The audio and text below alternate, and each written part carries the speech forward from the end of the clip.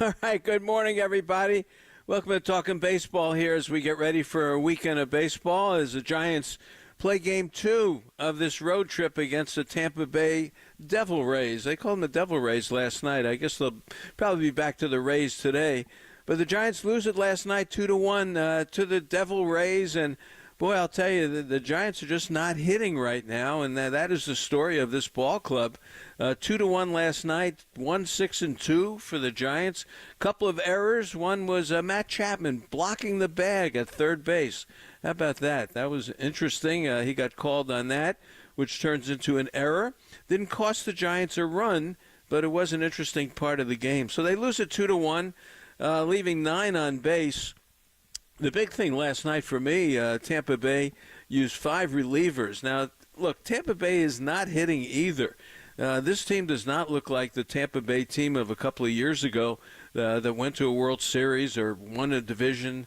They just don't look the same. I know they've got some injuries, but their bullpen was one of the worst in baseball and the worst in the American League. And last night, Tampa Bay used 5 relievers to get it done to win the game 2-1. Keaton Winn pitched for the Giants last night. Decent game for him. Finished off his night with striking out the side in the 5th inning. But he was gone after 5 innings, 5 hits, a couple of runs. No homers, 3 walks, and 6 strikeouts. So a decent game for Keaton Winn, but 2-1 for the Giants. And we've talked about this all week. Andy Baggerly will be with us in a little while from The Athletic. The Giants with runners in scoring position. It's incredible to be able to say these numbers here. 0 for 10 last night with runners in scoring position. They're 7 for their last 34 with runners in scoring position. And, you know, when you say, all right, 0 for 10 runners in scoring position, 7 different hitters, and the Giants came up with a chance to do damage last night and couldn't get it done. I think the epitome of the game for me last night was the 9th inning, where Flores, and look, Bob Melvin got thrown out of the game for arguing a call on Soler last night that obviously was a ball 4, and Soler got rung up in a big rally that the Giants were putting on, and Melvin complained about it, and they yanked him last night. So Ryan Christensen's now the manager. So 9th inning, he's got Flores in the game, and he walks. Now, the Giants are down 2-1 at this point, and here comes Fitzgerald. Tyler Fitzgerald comes in at that point, and as I said with Woe last week, turn him loose. Come on, he had 3 stolen bases on Wednesday against the Nationals, and this guy can run. He can run. Put that in with one of my sayings. He can hit, he can run. It's a mosaic. It's a long season. You know the things that I like to say. He can run. So they put him in there, and he steals second. And now Bailey's up, and he hits a little tapper back to the box. Fairbanks cannot throw strikes. He really had trouble doing that. And as I say, you walk Flores, and Fitzgerald comes in to run. So now Bailey taps one back to the box. All right, gets Fitzgerald to third base. Now just get a fly ball, and this thing could be tied up. And Ahmed is up, and it always comes down to something like that when you need that one guy up in that critical situation. And he hit a fly ball to left, not deep enough at all to get Fitzgerald in. And then Young-Ho Lee comes up and hits a fly ball to left, and that's all she wrote. And the Giants lose it last night 2-1. But that 9th inning for me was the frustration of these first 14 games of the season. Giants are now 5-9 in the West. The Dodgers, what a crazy game they had last night. How about, you want to talk about not hitting home runs? The Giants would have gone, 7 games now without hitting a home run. No homers in 7 straight games. Well, the Dodgers and Padres last night hit 8. Each team hit 4. And the Padres ended up winning the game in 11 innings, 8-7 over the Dodgers. Ohtani, what a week he's had, huh? We'll talk about that, I'm sure, with Andy and with Bruce Jenkins today. But Ohtani hit a home run last night, number 175 in his career. I think that ties him with Matsui, or puts him ahead of Matsui for the most for a Japanese player in Major League Baseball. So they hit 8 home runs last night. The Dodgers lose it in 11, 8-7. Betts hit a big home run, his 6th of the year, a 3-run shot. Tatis tied it up. The Padres are down 7-3. And Tatis came back with a big home run to tie it up. So it was a crazy game. But my point is the Giants haven't hit a homer in 7 straight games. And offensively, they're last in the National League in home runs, tied with the Marlins. Now, they go in to play the Marlins. This should be a good road trip for the Giants. It really should. They go in to take on the Marlins on Monday, Tuesday, Wednesday. The Marlins haven't won a game at home yet. Atlanta whacked them last night 8-1. And the Marlins have 10 home runs on the year. The Giants have 10 home runs on the year, and that's last in the National League for home runs. So the Giants have got to get the power going. Their slugging is .345, and it's only ahead of the Miami Marlins in the National League. So you know the drill here with the hitting. For the Giants, they did steal 3 bags last night, which was good. So today, we're looking at Logan Webb. By the way, on the standings, just to tell you where we are, it's always good to do that on the weekend. The Dodgers are 10-6 now. San Diego 2 back; they're 8-8. Arizona, boy, they were down 6-0 to the Cardinals last night. They tied it up 6-6, and the Cardinals then put it away and won the game 9-6. Arizona's having trouble. They're having trouble at home now. Arizona comes in next weekend to take on the Giants. You can see the schedule over my shoulder there if you're watching it on the live streaming. By the way, the live streaming is cool. During the next break, we'll set it up where you can make some comments that perhaps I can read as the show goes on. But Arizona comes in Saturday. Eduardo Rodriguez, the left-handed pitcher they signed, had a setback yesterday on the lat issue that he's got, so he probably won't be. We won't be seeing him, as I said. We won't be seeing Paulie very soon. But Montgomery, we probably will see. I think we're going to see him against the Giants next weekend. So they end up losing. They're 6-8. The Giants are 5-9. Colorado got 20 hits against Toronto. What is up with Toronto and Kevin Gausman? Kevin Gausman last night got smacked around. He's got an 11.57 earned run average. Toronto, boy, what a disappointing team. You want to look at disappointing teams to start the season. For me, Toronto would be one. They are 6-8. So that's Colorado 4-10, only a game behind the Giants. So that's that. Logan Webb goes today. Not pitching great yet. Not yet. He's got a lot of double plays that got him out of trouble in his last game. But as Raf and I were talking this morning, 16 2/3 innings for him so far, 22 hits. That's a lot of hits for him. 4 walks, 13 strikeouts, only 1 homer. Lefties 12 for 31 against him. Now, this Yandy Diaz and a Rosarena, those are the guys that worry me really on Tampa Bay. I know the little guys gave the Giants fits last night. It was only a 2-1 game, let's face it. But Webb against righties, 10 for 38. Lefties, 12 for 31. That's close to 400 against them. You know that's not Logan Webb. But runners in scoring position, 7 for 24.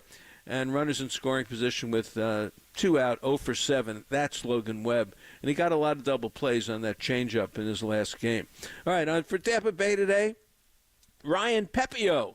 P-E-P-I-O-T. That's the guy from the Dodgers from last year. Came over in the Glasnow trade. Boy, Glasnow, what a game he had this week.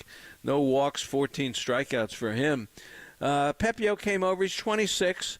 He's pitched 2 games this year. Texas knocked him around pretty good. And then he came back against Colorado, which most people do. 6 innings, 3 hits, no walks, 11 strikeouts for him. Looking at Giants who've seen Pepio before with the Dodgers, Conforto 0 for 2, Estrada 0 for 1, Fitzgerald 0 for 1, Wade 0 for 2, and Yaz is 0 for 0, and he's got 2 walks in there. So no one's really done anything.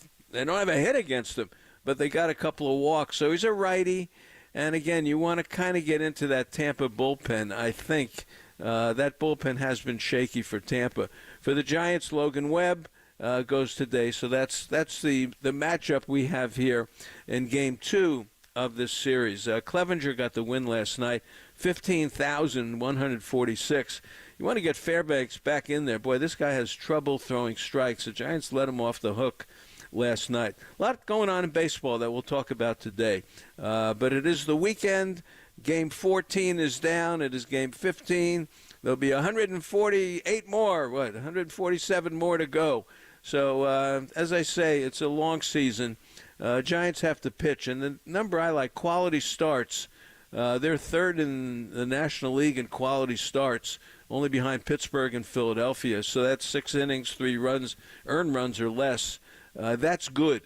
And I said it before, I tell everybody, just wait. This rotation is going to kick in, and the hitting will come. These guys aren't going to hit 120, 140, 180 for the season. So pitching is the key for me. All right, more coming up. Andy Baggerly at Extra Bags on Twitter is next, and he wrote some good articles this week about Jung-Ho Lee, about the Giants, certainly their running game as well. And we'll catch up with Andy right after this.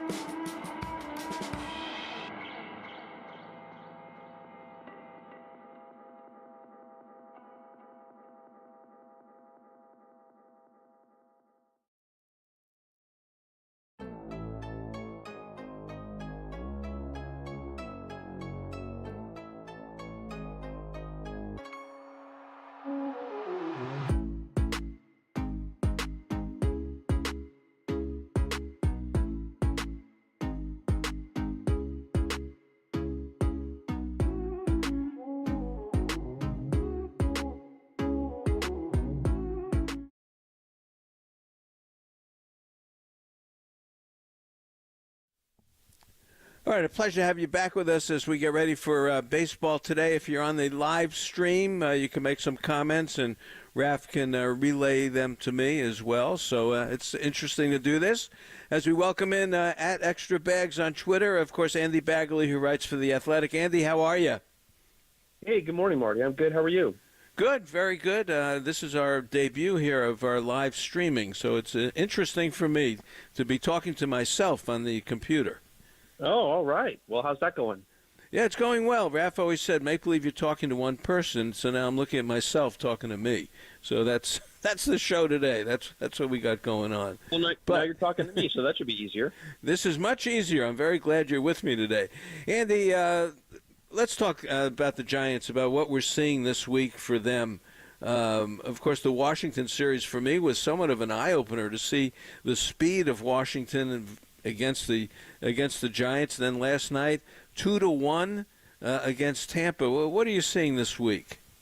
You know what's I think what's alarming, and it's early, right? That's the caveat to everything. It's early, but there's two things that I think give you legitimate concern for this offense. One is they're never going to be healthier or more complete than they are right now. I mean, there's going to be times when they're going to be missing some people. Some of the guys in the lineup right now that are regulars are going to be on the injured list with nicked up or with little things or big things. And so, you know, you always sort of think, well, when we get back to full strength or when we get healthier, when we get this guy back, well, they're all there right now. They're all in the lineup, and there's no hitting version of Alex Cobb or Robbie Ray sort of on the horizon that they can fold in. Obviously, you've got Matos, you've got Luciano, but they're working on things in the minor leagues, and you know, there's no like top prospects who you can, like a Jackson Holiday that you know you can plug in. So this is kind of who they are. And the other thing is, you know, some of the games where they're not really producing a whole lot, it's not like they're getting shut out by, you know, I think they've faced some good pitching this season, obviously. They faced Dylan Cease twice. But, you know, no disrespect to Jacob Wagspack, but you know, they've been shut down by a bullpen game in L.A. They couldn't get anything going last night when there were a lot of hittable pitches. You know, that's a little bit distressing. And obviously they were only able to have a 3-3 homestand because, frankly, their opponents threw the ball around in the games that they won. So this offense has got to get going. That's for sure. Well, Grant Brisbee of The Athletic wrote an excellent column this week. We saw him, of course, at the ballpark on Wednesday about how many pitches the Giants take. And, you know, it's funny. I said that to Melvin in the little scrum on Wednesday. I said, boy, it seems like you guys are taking a lot of strikes here. And he sort of, you know, said, well, maybe not. But Grant wrote a pretty interesting article showing that the Giants, for hittable pitches within the strike zone, they don't make a lot of contact.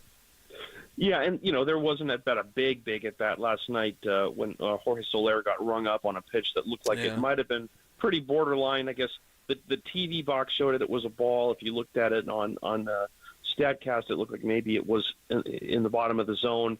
Either way, you know, you can't let one umpire's call, you know, affect the game. You know, you got to do more to win. But it cost Bob Melvin his spot in the dugout. He got ejected. You know, I think that Jung-Hoo Lee is kind of warping that a little bit. When I looked at it a couple of days ago, only the Yankees had a lower swing percentage in the strike zone. And sometimes that's not a bad thing. I mean, sometimes you have a really good pitcher strike that you take because, hey, that's a pitch you're meant to hit a ground ball double play on, or you really can't drive. So, but I agree with you. There's some middle pitches, and Lee is taking more than anybody, which is understandable. He's learning the league. He's learning all the pitchers. He's learning the ballparks. You know, he's going to be taking more pitches, and it's not like he's having a problem making contact with two strikes. I mean, he's last night was the second time all season that he swung and missed at a pitch in the strike zone. So, you know, but I think that his numbers are kind of warping the overall a little bit. But I do agree that, you know, there's been a lot of hittable pitches, and you know, there are games where Nick Ahmed is swinging through 88 down the middle, and he's had a couple better games lately. Matt Chapman, there are going to be games where he goes 0 for 5 with 4 strikeouts. That's who he is. He's going to have games like that.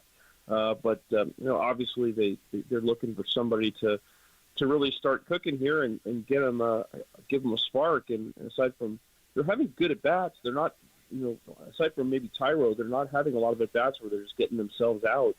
And they're getting on base. You look at the swing decisions; they're good swing decisions, but they're just not doing damage when they swing at those good pitches. And I think that's all the difference right now. Yeah, I agree with you. Andy Baggerly with us from The Athletic. Andy, the Dodger game last night, I don't know if you saw the box score or any of the game. 8 home runs last night, the Dodgers and the Padres. How about that? And Ohtani had one, too. That's both teams combined or just the both Dodgers? Both teams combined. You never know. Come on, Betts, Teoscar Hernandez, Muncy, and Ohtani. And for the Padres, Machado, Cronenworth, Kim, and Tatis. So, you can name them all. Yeah, you know what? I did see that box score. I didn't count how many homers. I just saw there was a lot of damage. I did see, that who did the damage, and I remember going down the list and having a similar thought to maybe what you're alluding to here, which is, boy, the Giants would like a guy like that. The Giants would like a guy like that. It does sort of make it seem a little bit daunting. How is this team going to compete in a division with teams that can do that, But they think their pitching is going to be a big equalizer. They think that their defense is going to be an equalizer, and they think they're going to win a lot of games, 3-2. But, unless the offense does a little bit more, they're going to lose them 2-1 like they did last night. How's your feeling? What's your feeling on Logan Webb? I gave a little bit of my thoughts on him in the Open today. This is start number 4 for Webb. Yeah, I think last year the Giants lost all 4 of his first starts. I think they lost 5 of his first 6 through April, and they had a losing record in his starts. And that to me is throwing away the guy who's generating the most value on your team. I mean, he generated more than 5 WAR if you look at WAR, and that's twice as much as anybody else generated on the team. And yet the Giants had a losing record in his starts. Well, that's paint me a sign that tells me why you're not a playoff team. That's it right there. So they've got to win on Logan Webb's day. It's as simple as that. And it's going to, I think, take a few more starts before Blake Snell gets to, maybe the form that the Giants are hoping for. I think they're realistic that that they're going to have to sort of try to compete as best they can on his start days while he's ramping up. I mean, even last year when he won the Cy Young, Snell had close to a 6 ERA in 4 or 5 starts in April, and that's when he had a spring training. So, I think it's still imperative that they win on Logan Webb's day, and that means supporting him. And they have the infrastructure in place with the defense now, which they didn't have before. That should be better, and it should be, whether it's Hicks gets a lot of ground balls or Webb, with Ahmed, with Chapman, with Lee in center, they're much better defensively. Wade made a really nice pick at first base. He's gotten better over there. Made a good play yesterday that could have saved him a run. So that's not going to wobble from game to game. That's pretty steady. It's the offense that's going to ebb and flow, and they got to show that they can flow a little bit. They got to flow a little bit more. Yeah, no, that's the deal. And I watch the offense like everyone else does, and look, Soler comes up in big spots. And is he just missing? Is he barreling him up and just fouling him back? It's hard to say, but for me, he's the key, Andy. Soler's got to hit his 30 home runs, and he's got to make things happen. Chapman looks like he's Chapman. Last year, got off to the great start, hurt at the thumb, and then did not have a good second half. Looks like there's some holes in the swing. And I know we talked about it from spring training. He has trouble catching up with 95. Well, who doesn't? But he has some trouble, and they go up on the strike zone with him with some heat. He has some difficulty. Strada looks like he's, breaking out of it a little bit. But, boy, Andy, if you had to look at 1 or 2 guys in this offense, who do you look to say, okay, they're going to get hot and they're going to be able to carry this team? Yeah, I think Soler is a good guy to look at. I mean, we just referenced Logan Webb and the losses he had last year. One of those losses was in Miami when Soler took him deep in the 7th inning and gave the Marlins the lead. So, those are the kinds of swings, those game-changing swings that we haven't really seen yet. And I will say that he has good at-bats. I really hadn't seen a whole lot of Jorge Soler. I really didn't know what kind of hitter he was, other than somebody who can, scrape the last, row of the bleachers. But I mean, he takes good at bats. He makes good swing decisions. He's patient. I think he takes walks. I think those are all good signs, and maybe he's just a hair off. But when he does, when he's yanked some balls down the line, he's hit a couple extra base hits. But I think we're waiting for sort of those launched fly balls to happen, and plus the fact that they didn't hit a homer as a team on the last homestand, which is the first time that's happened since 2018, when their leading home run hitters were Evan Longoria with 16 and Gorky Hernandez with 15. You don't want to be compared to that offense, that team, 2018.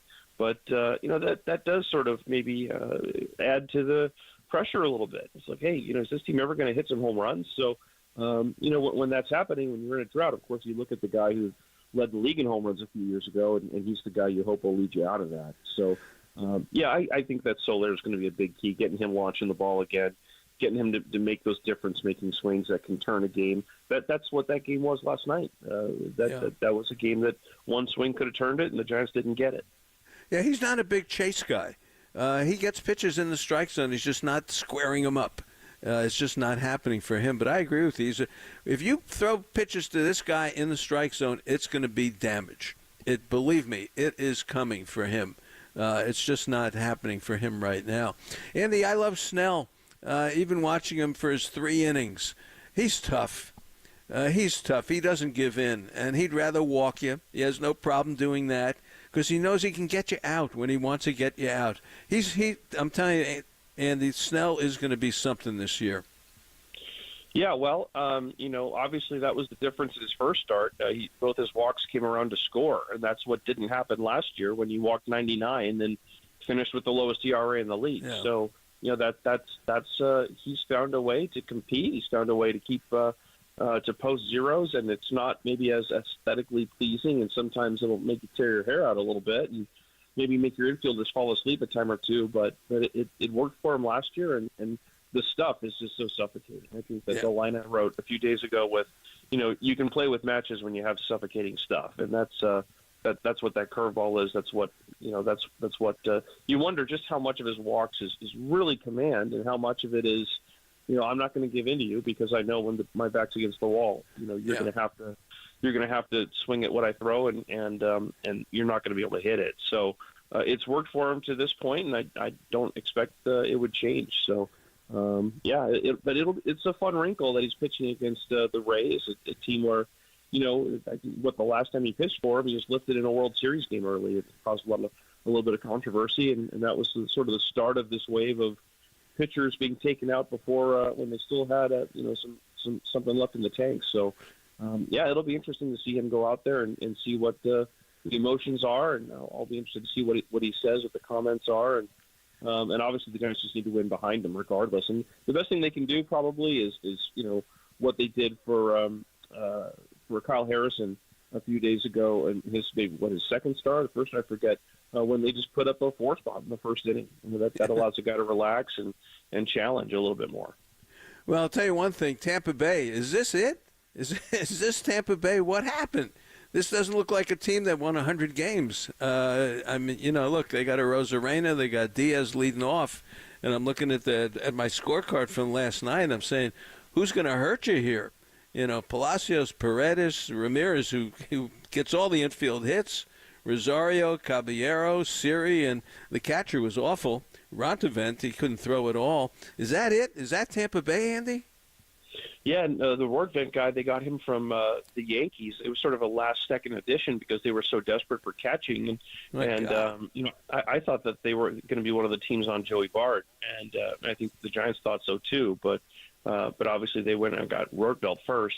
That it's not a perfect team. It's not a team that's going to spend its way to fixing all of its holes like the Giants did, dropping $300+ million to go get a third baseman and get a center fielder and get a DH and a starting pitcher. They're just not going to do that. And you upcycle and you downcycle a little bit when you rely on your farm system. And obviously Wander Franco was a guy that they thought was going to be a franchise player, and he's we all know what happened to him. So that I think that took a lot of wind out of their sails. And sometimes when you're a team that you do rely a lot on development, you can't necessarily fix all of your issues with spending. you might really ride a wave with a player or two. And I think back to Jose Fernandez when he passed away for the Marlins. It seemed like it impacted that entire organization for 5 years. Yeah.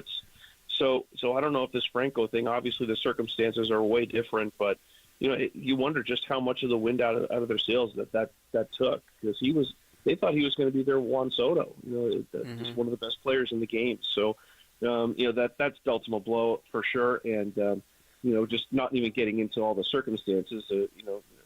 Obviously, it's justified that he's not playing right now, but. Anyway, they're definitely, and they play in a tough division, and we know how good the Baltimore Orioles are. I'm excited. I look at their box score every day, and I can't wait to see the Giants play them. That's a really exciting team as well. So that's a tough division. It's a very, very tough division. Yeah, I think the Giants are getting Tampa Bay at the right time. I guess that's my point. And last night they let it get away 2-1. So we'll see how it turns out. If your name is Jackson, it's good in baseball. It's Jackson Churio, Jackson Holiday, or Jackson Merrill. If you're a Jackson, you got a shot. There are a lot of Jordans, too. Tons of Jordans. You know so many Jordans there are? What happened to Maxes and Davids? No more? Martys? There's no Martys. Who's the last Marty we had in baseball? Marty Cordova. Marty Cordova. Yeah, come on. Yeah. Well, you go back and you look at old box scores or baseball cards or whatever, and every third guy was a Bob. There were just tons of Bobs. Bobs everywhere. Now we got Bob Melvin, but not a whole lot. But we got Bob Nightingale when it comes to the ballpark, but not a lot of other Bobs. No, not at all. One last thought for you. Fitzgerald. He's a weapon.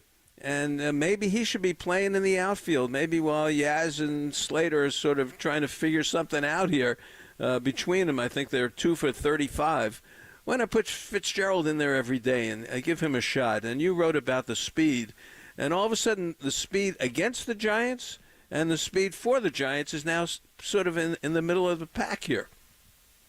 Yeah, well, they got Jung-Hoo Lee's first stolen base. They got a good opportunity for him to run yesterday. And then, as you mentioned, Wartbett was having some trouble throwing down, and he throws it into center field. And Lee ends up on third, and he scores on a pass ball. So, you gotta do a little more to make things happen when you're not getting those hits with runners in scoring position, and you're not hitting 3-run homers. So that was I think an encouraging sign. And one thing I look at Lee, and he's so good at making contact. And someone said this in the comments of the story I wrote about him the other day. It's a shame that he can't hit second, because what better? I know the hit and run is basically dead in this game, but why not? Let's bring it back. You have somebody like him with his hit got the ball skills in the number 2 hole. If they had someone who could get on base and had some wheels in the leadoff spot, and then have Lee hitting behind them, to me that's a better lineup construction. I love it. But they don't really have that player right now, and unless Fitzgerald is someone who can do that. And I don't know if he's going to be an on base guy for you, but he does make some things happen. And I agree. I would like to see more of him. Well, that's a great point. Great point. Yeah, you get that speed guy on, and have Lee with the contact he makes. You can hit and run all day. Oh, can't you imagine the second baseman vacating to cover the bag, and then Lee just punches it right through that vacated right side, and then boom, you got runners at the corners. I mean, I could see that working all day long. Andy, you came up with something. This is good. I like it. Yeah, I like it, Marty. Very good. All right. Hey, great to have you with us. Thanks for taking the time, and as always, and I'm looking forward to seeing you at the ballpark. Thank you. Okay. Good deal, Marty. Have a good rest of your weekend. It's always great to talk to you. All right. That is Andy Baggerly of The Athletic at Extra Bags. Good idea. This is a good idea. Absolutely. Get Lee in that 2 spot. You can hit and run all day long the way he handles the bat. I like that. All right. Mark Simon of Sports Info Solutions next, right here on the Sports Leader.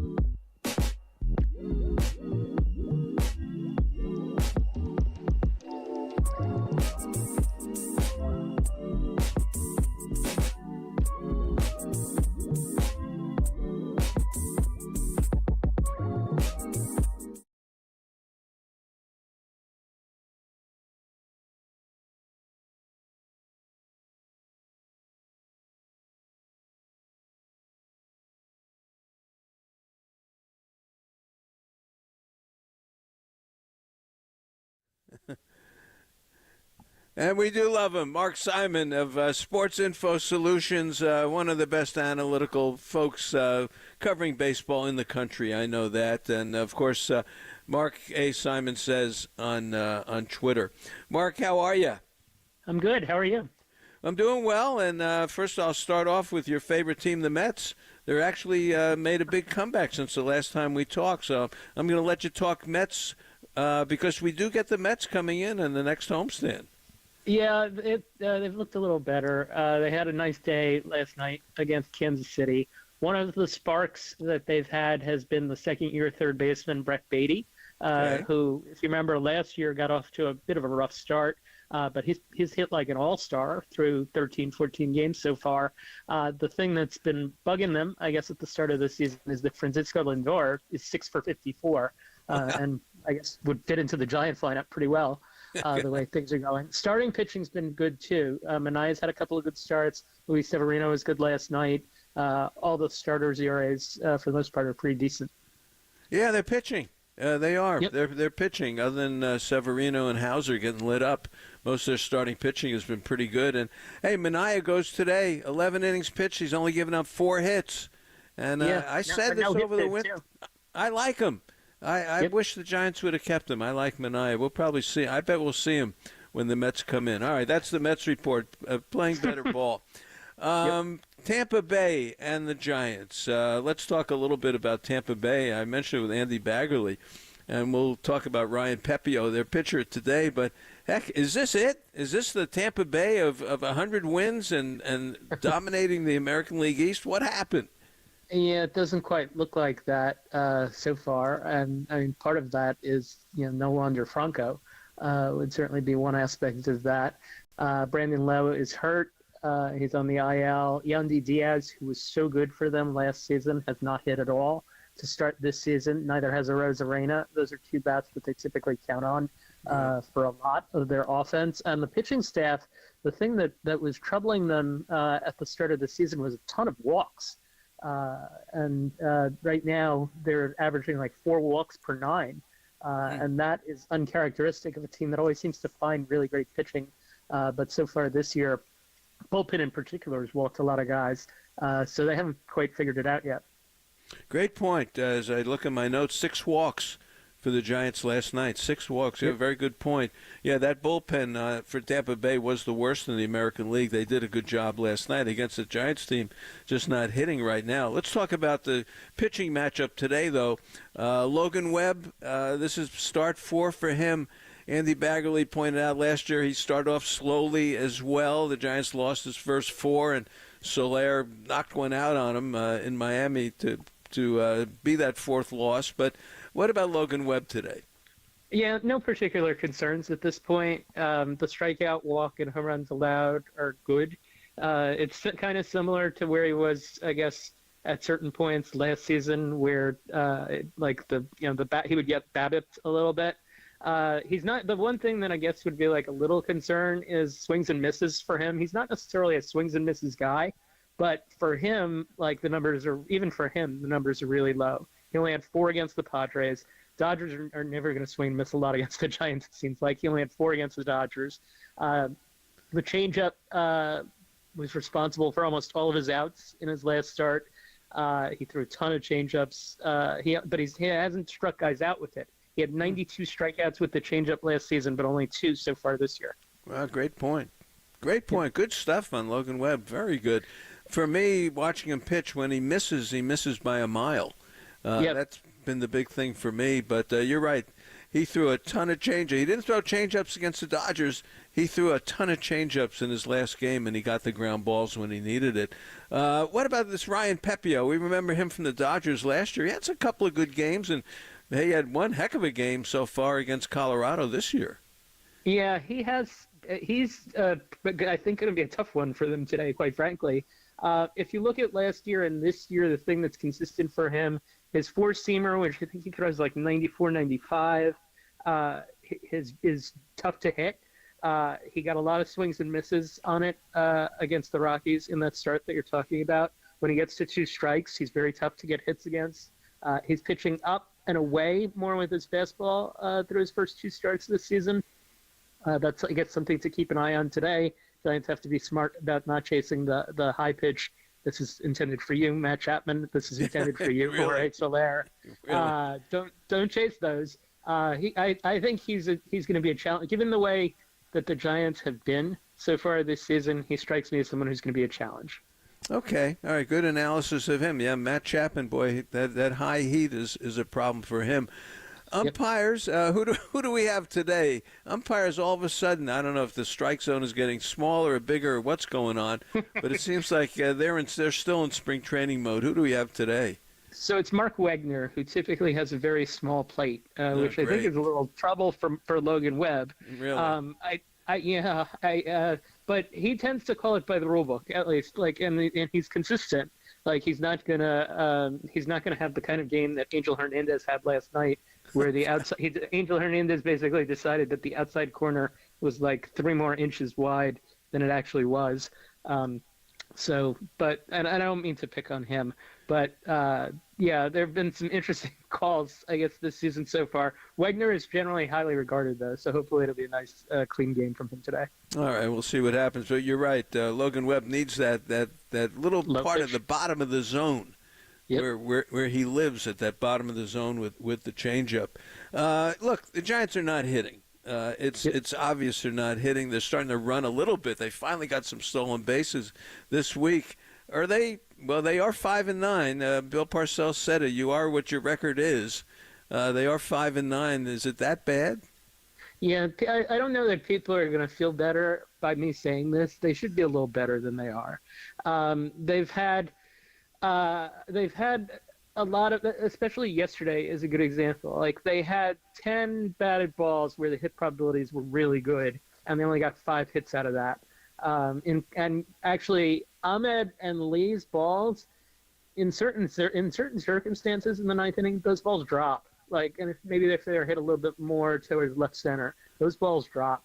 And if you look at the Giants' batting average and their slugging percentage this season, and you compare that to the launch angle and the exit velo that they're getting, they should have a batting average that's 20-ish points higher, and they should have a slugging that's 60 points higher. Wow. Those are huge gaps. So if that's consolation, the Giants should be doing better on the balls that they're hitting than they've currently done, and maybe that starts soon. I would imagine that's not very much consolation when you're staring 5-9 and a team ERA that's a little high in the face too. Well, you're right. The slugging is 345. So 60 points higher would be dramatic. Plus, they get the Marlins.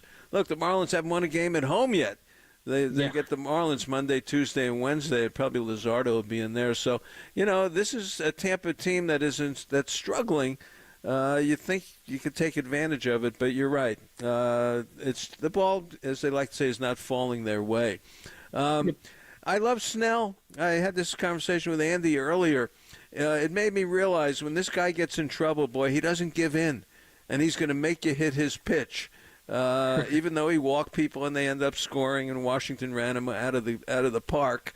I like what I saw with Snell. He's legit, and Hicks. What can I say? If his arm doesn't fall off by June, because he's never pitched that many innings, I mean, the guy's fabulous. Yeah, we'll start with the first part first. It's funny. My reaction when Blake Snell signed was, because I have a feeling he's going to mean a lot of 3-hour and 20-minute games this season, just because 72 pitches in 3 innings felt to me kind of like just the start. Now, as you said, it is true. He gets outs.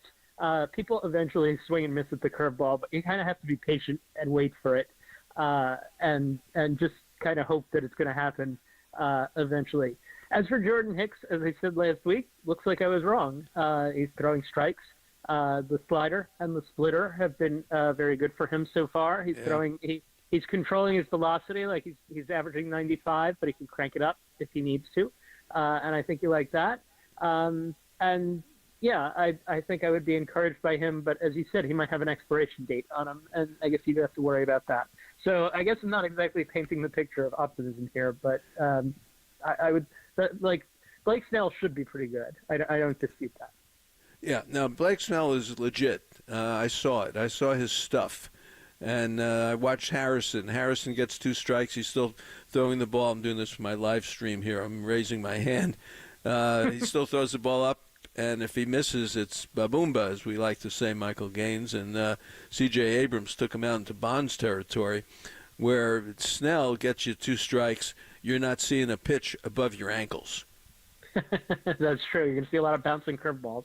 Yeah, and that's the difference. Harrison, is going to still try to overpower. He's a kid. Will try to overpower you, but this guy, you're not going to see a pitch that you can do any damage, and he gets it together. So we'll see him tomorrow against Tyler Alexander.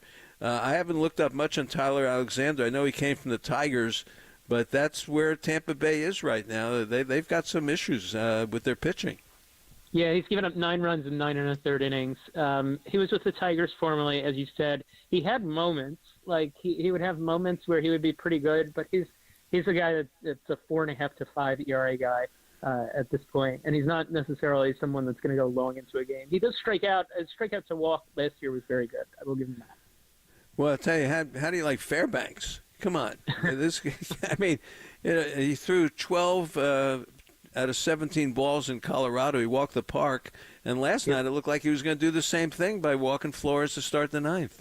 Yeah, he was all over the place. I think that you're going to see a few different closers for that team this year, I would think. Yeah. All right, let's talk a little bit about the Central, the National League Central, because the Cardinals are in last place, and they knocked off Arizona last night. They had a 6-0 lead. Arenado finally hit a home run. His first home run in like 40 games or something. And then you get the Cubs out at Seattle, and Miller pitched a great game against the Cubs. Pittsburgh all of a sudden, and the Phillies are getting great starting pitching. And Ellie De La Cruz looks like maybe it's finally happened for him with the Reds. What a division. Yeah, all right. So I was going to go one by one through those. My order is a little different than your order, but we'll make it work. Let's start with the Pirates. The thing, I'm a little skeptical on the Pirates, even though they're 10-4. Remember that they had the big start last year. The thing, a note on them: Connor Joe's been their best hitter. Go figure on that. And I think that's actually reason number 1, 2, and 3 why I'm skeptical that he's been their best guy. Michael Taylor's been a good pickup for them. The rookie Jared Jones, 25 strikeouts and 2 walks. They've had some closer issues though. You were talking about Ellie. He's crushing it. I think the thing that's really interesting about him is that he forces defenses into doing things that they might not want to do. Like he had the inside the park home run because the center fielder dove and missed it. He's had other extra base hits on balls that would normally be singles because guys are gambling a little bit, which I think is a little dicey. The thing to watch out for with him is that he's striking out a lot. For the Cardinals, Goldschmidt striking out a ton as well. And as you said, Arenado's done nothing. They have the rookie in center field, who's this great glove, Victor Scott, but he's hitting like 100 right now. They need to get a lot of things straightened out. And who I didn't see the Cubs. I'll give you 2 notes. Bellinger's hitting 180, which is not what they had in mind. And Imanaga's had 2 nice starts to make up for Steele getting hurt. And their defense has not been. Their defense should be pretty good, but it hasn't been to start the year. So who do you like? Who do I like? I think I picked the Cardinals. I don't have it in front of me, but I think I did pick. Oh no, I think I picked the Cubs. I picked the Cubs to win the division, and I think I had the Cardinals second. So I think that the Cubs will straighten it out and be all right at some point. I think the Cubs are going to score a decent amount of runs this year once Bellinger gets hot. Yeah, I like the Cardinals, but the starting rotation, they're all on Social Security, so that bothers me. They're all my age or your age. Exactly. They're all looking for their check the second Wednesday of the month, believe me. So, yeah, that's the problem with the Cards. Crawford never seems to play either. But this little Scott, we'll wrap up on this one. I liked him in the fall league. I saw him. I thought he was terrific. But you can't steal first base. That's the problem. So, but I like the way he played. Yeah, he's got a really good glove. I talked to him in the winter and came away with a good impression of him. All right. Well, we'll talk next weekend. Arizona will be in San Francisco next weekend, and I'm sure we'll see Jordan Montgomery. I think they're figuring he's going to pitch next weekend, so we'll be able to talk about that, I'm sure. So, Mark, have a great afternoon, and I'll talk to you next week. Got it. Thanks, Marty. All right, that is Mark Simon. Mark A. Simon says on Twitter. Boy, he's good. It's a lot of fun to talk ball with him. All right, next up, Bruce Jenkins right here on the Sports Leader.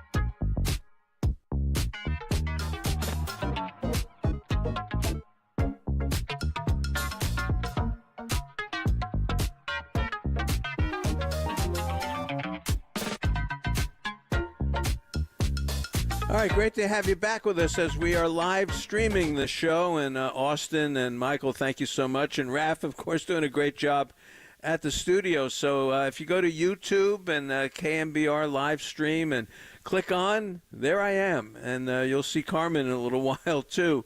But you can listen to the show and see the show as it is progressing. So absolutely take a shot at doing that. Bruce Jenkins, good morning. How are you? Good, Marty. How are you doing? Good, good. I want to start with the Ohtani interpreter business. It looks like it may be coming to a close. $25,000 bail. My goodness, for the interpreter as he turned himself in. I thought that was very modest. But it looks like he stole $16 million. Yeah. And it looks like he's going to take the fall for it. So I want to get your take on the whole Ohtani business this week.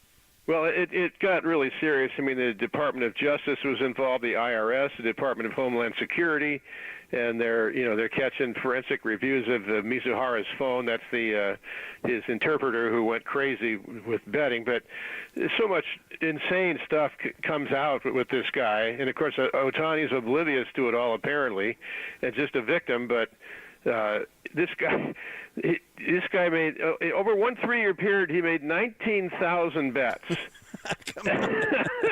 and he won 142 million. Except he lost 183 million. So he's down 41 million over 19,000 bets over 3 years.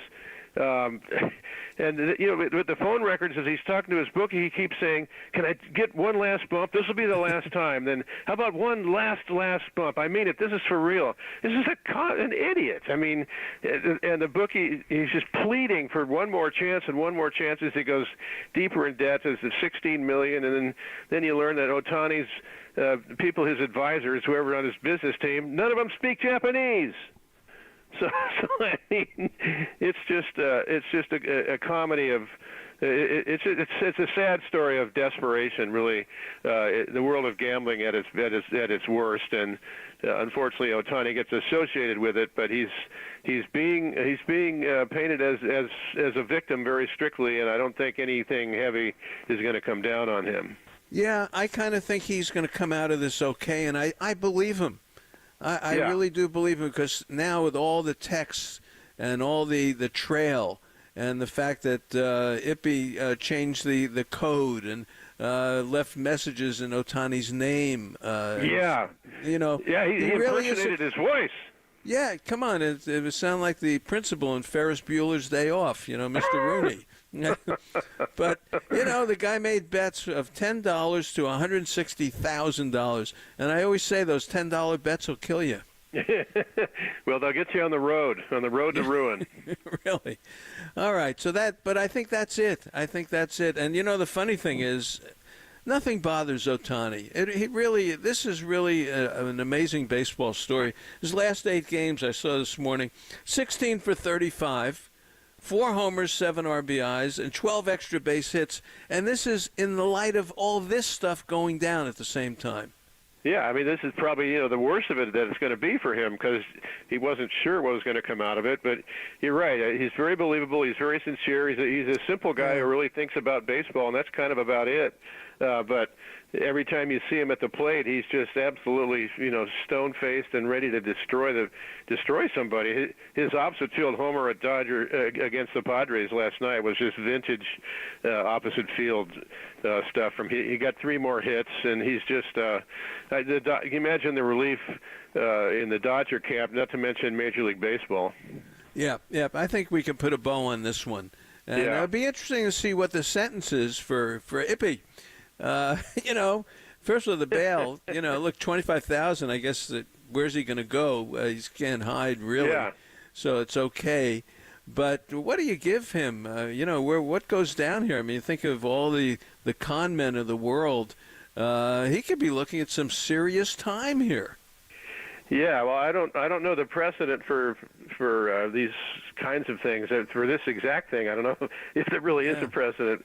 But it has to be severe. I mean, he put one of the world's most public figures and most lovable figures in a very difficult spot to where people were questioning, I mean, just responsible writers who I don't know if I believe Ohtani. I don't know if I believe him in this thing. That's right. Yeah, and that alone is a serious crime. But it's just to steal $16 million from one of your closest friends in the world is just that's a 1,000-year sentence for me.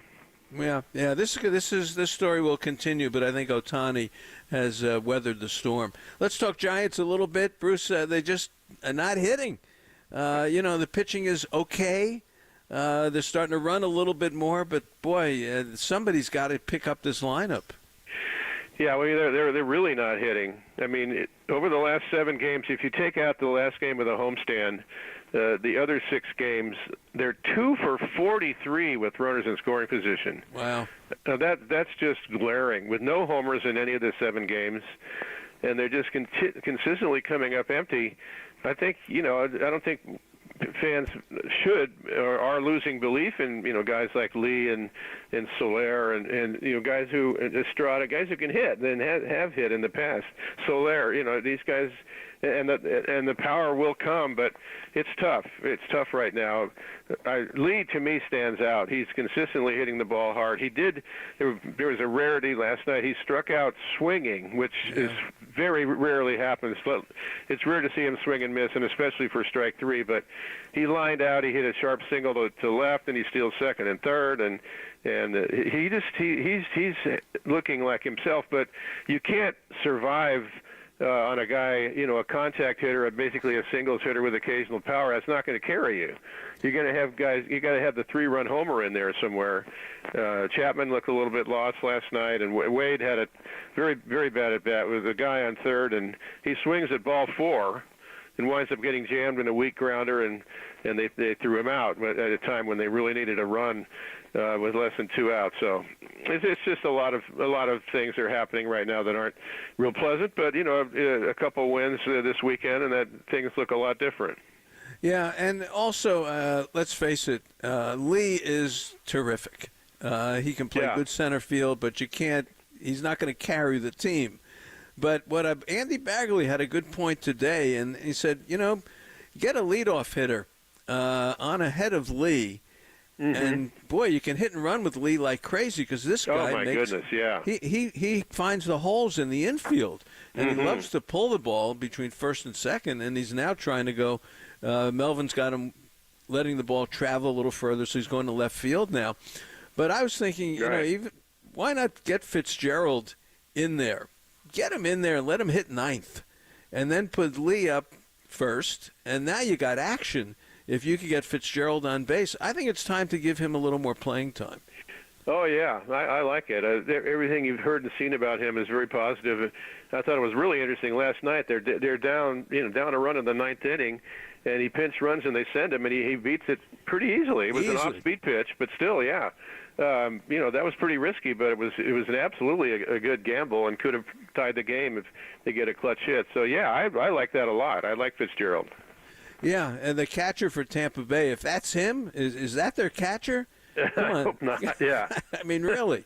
Whoa. That 9th inning last night was sort of the epitome of this whole first 14 games.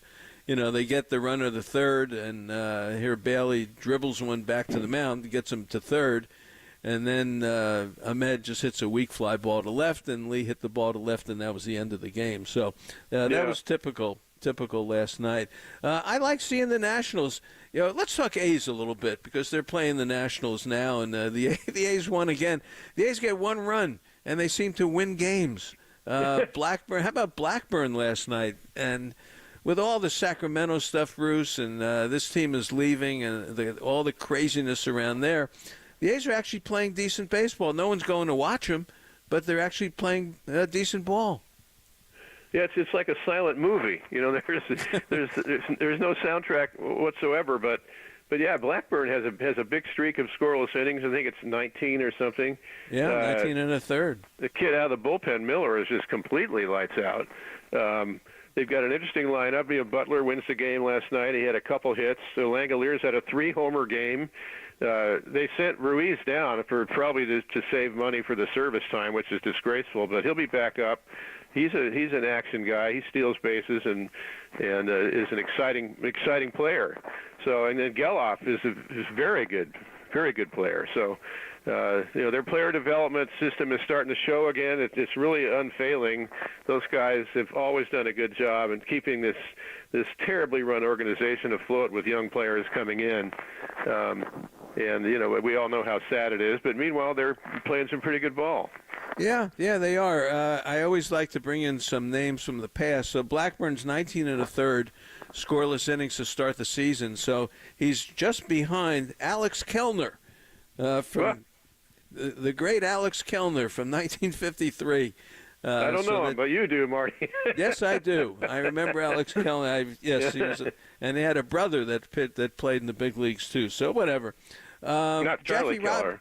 Jackie Robinson Day is coming up. We lose track of the dates, but April 15th is Monday, and it is Jackie Robinson Day. It's always nice to mention him with you. Oh yeah, Tim Kirchin emailed me the other day. He said, "Who were your top 5 Dodgers all time?" Okay. And I had to start with Jackie Robinson because what he meant for race relations, for the team, for the country, it was just such a massive. It was an experiment. It was an undertaking that he executed to perfection. And it didn't change the country in any way, but it was still one of the most significant things that have ever happened in sports. I had to put him number 1. Koufax is second, and then I went on from there. But that's just how important this guy is in the history of baseball. And he was a classy guy. He had a wonderful, wonderful wife who was always there for him. And it's just an admirable story. I love any kind of documentary or retrospective I see him come up on the television. I love to watch and rewatch. Yeah, Rachel Robinson is still. People ask me some of my favorite interviews over the years. Mm-hmm. Rachel Robinson in 1997, I think. It was probably they brought her to San Francisco at Candlestick, and I went in the stands. And I remember I sat in front of her, and I turned around and had interviewed her. And for me, it was like talking to Jackie. Such first-person stuff. That's still one of my favorites. And Rachel is 100. I think she just celebrated a birthday, and they've got the Jackie Robinson Museum. But everything you said about Jackie is true, and I'm glad that we can acknowledge him every year. So that was good.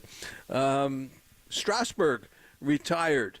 Steven Strasburg. Now, of course, he got injured, but, Bruce, Steven Strasburg had his moments in Major League Baseball for the Nationals.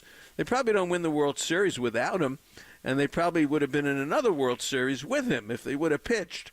But Steven Strasburg has a spot in baseball. Well, he definitely does. I mean, there's so many pitchers with great stuff these days, pitches that go in both directions and 105 miles an hour and everything. And it's always a treat to see, but it's not terribly unusual. But when Strasburg came up, his stuff was just unusually mind-blowing. It really was. I mean, he was a can't-miss sort of guy. You wanted to watch every start or the highlights if you could. And he really, really made a mark and was just cruising along. And, the inevitable arm trouble. I mean, who doesn't have them now? I know I do. Threw out my arm earlier. I'm up for Tommy John later today, but it'll be my second Tommy John. But you and Bueller. Yeah. And but he just when they shut him down that year at a time when he was pitching well, and there was no real blatant reason to do so. It's just this absurd caution looking ahead. Well, there is no ahead. Okay, the future that they saw for him didn't ever come, and who knows what would have happened if they'd gotten into the playoffs and he pitched and did great, and you just don't know. So there's a lot of unfortunate developments, but I'll always remember him as a guy. He wasn't David Clyde. He was very good for a long time and really made an impression. Yeah, first-round pick. It was a big deal when he got picked, and he came in, and maybe the beginning of this whole, 98-mile-an-hour thing that we're going through now. He was right there like a Kerry Wood when he came up with the Cubs. But Strasburg he had his moments in baseball, so he's been hurt. But the point is, they finally worked out a financial settlement where the insurance pays so much because of his injury, and he is now officially retired for Steven Strasburg. The other one, along the same lines, Dwight Gooden. The Mets scored 16 runs the other day against the Braves. So the back page of the New York Daily News is 16 for the Mets, and then they had a picture of Dwight Gooden, who's number 16, and they're gonna retire Dwight's number this year. So I love you love the back page of the New York Daily News. It's so creative. Gosh. But I said, all right, Bruce and I, we should talk about Dwight Gooden, and they are retiring his number. Oh well, yeah. They're pretty stingy about that. Yeah. When Keith Hernandez got his last year, I think he was only the fourth player. He was up there with Seaver and Piazza and Koosman maybe. Probably Casey. Robbie Casey? No, Casey Stengel. Oh, Casey Stengel. Yeah. Casey Stengel. I've been among players. It's just like four guys. I mean, I think they've got around to Strawberry, but Gooden, I mean, he's just got to go up, right away.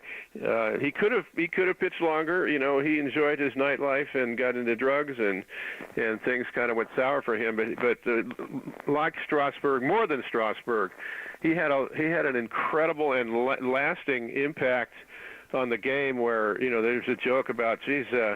Two guys can't play tonight. They came up with injuries when they heard Gooden was pitching. What a coincidence, I mean, his stuff was completely off the charts, and a great competitor, and great for young African American, young black kids to see anybody really in baseball now, but pitchers especially. You could mention him with Bob Gibson and Vida and all the great Satchel Paige. He was really that good. And but my friend Bob Clappish had an interesting piece on Gooden in relation to his numbers retiring, where Gooden says that, and everybody's talking about how all the pitchers are getting hurt and it's an epidemic and what's behind it. And Gooden said, well, I don't know if it's the only reason, but one reason I think is that so many pitchers don't have a windup. They just stand there and they throw the ball, and the velocity's good, but there's no lower half. There's no leg strength. There's no leg push off, and that if it's all arm, it puts too much strain. I mean, we've talked about Tom Seaver, Sandy Koufax. They talk about their thighs, their lower base, the push off they got, the incredible energy they got from the lower half of their body, and they had a wind up. They had some kind of a wind up. They can't even call it a wind up now because nobody's winding up. Yeah, boy, you brought up a great point in Vida. For fans who did not see Dwight Gooden pitch or don't remember Vida, just go to YouTube and take a look at Vida. You want to talk about pushing off, and like a hurricane coming at you. And Gooden, just take a look at Gooden on YouTube and the curveball. And his year, and it was either 84, 85, whichever year he came up, what was he, like 22-4? I don't know what he was. Something crazy. But the curveball was just unbelievable. And that's how good Dwight Gooden was. And that's what made him so great, because obviously he threw very, very hard with movement and in ill intent, not to hurt somebody, but he pitched inside, like a true warrior, and but then the curveball, it's like, come on, what now? You're done. You can't do anything with this guy. Boy, very quickly, Bruce, the National League West, San Diego's hanging in there. They're hanging. Maybe they're a little better than I thought. Maybe Arizona's a little worse than I thought. Yeah, well, once again, San Diego, their hitting. I really like the lineup. I mean, last night they outscored the Dodgers 8-7. They came down to now they got Jackson Merrill, who's the kid who just came up, center fielder, got the game-winning hit. Tatis homers and Kim homers, Machado homers. Kim gets a big hit. I like the lineup. The pitching has undergone a lot of changes, but in this division, there's really two elements to it. There's the Dodgers, and then who's gonna prevail among the other teams. And one of those teams is going to have the pitching, and it very well might be the Giants. But yeah, but it's going to be good. San Diego out hits the Giants by a million miles. Yeah, but where are they going to pitch? That's the big question. Darvish gets knocked around. So yeah, that's right. But this is fun. The West is going to be fun. We got Arizona in next weekend, so that's the beginning of that. So this is all good. All right, well, enjoy the day. We'll see you at Tampa Bay. I can't believe this is the Tampa Bay team. I'm watching them hit. They just, they just don't do much, but they get on base and they can run a little bit, and they give the Giants fits. I barely recognize the names after Yandy Diaz and Arozarena at the top of the lineup. I'm struggling. Who was that? Oh, Isaac Paredes. Yeah, I remember him. But that's it. Really, yeah, that's it. That's the familiarity. Yeah, that's it. That's the end of that. All right. Have a good day. We'll talk early tomorrow morning. We're on early tomorrow. Yes. Thanks, Bruce. Setting the alarm. Thanks, man. Okay, thank you. All right, that's Bruce Jenkins. All right, more coming up. Carmen Kiew is going to join us. She had a chat with Nick Ahmed. I'm looking forward to that. And we've got more coming up right here. KNBR 680 104.5, the sports leader.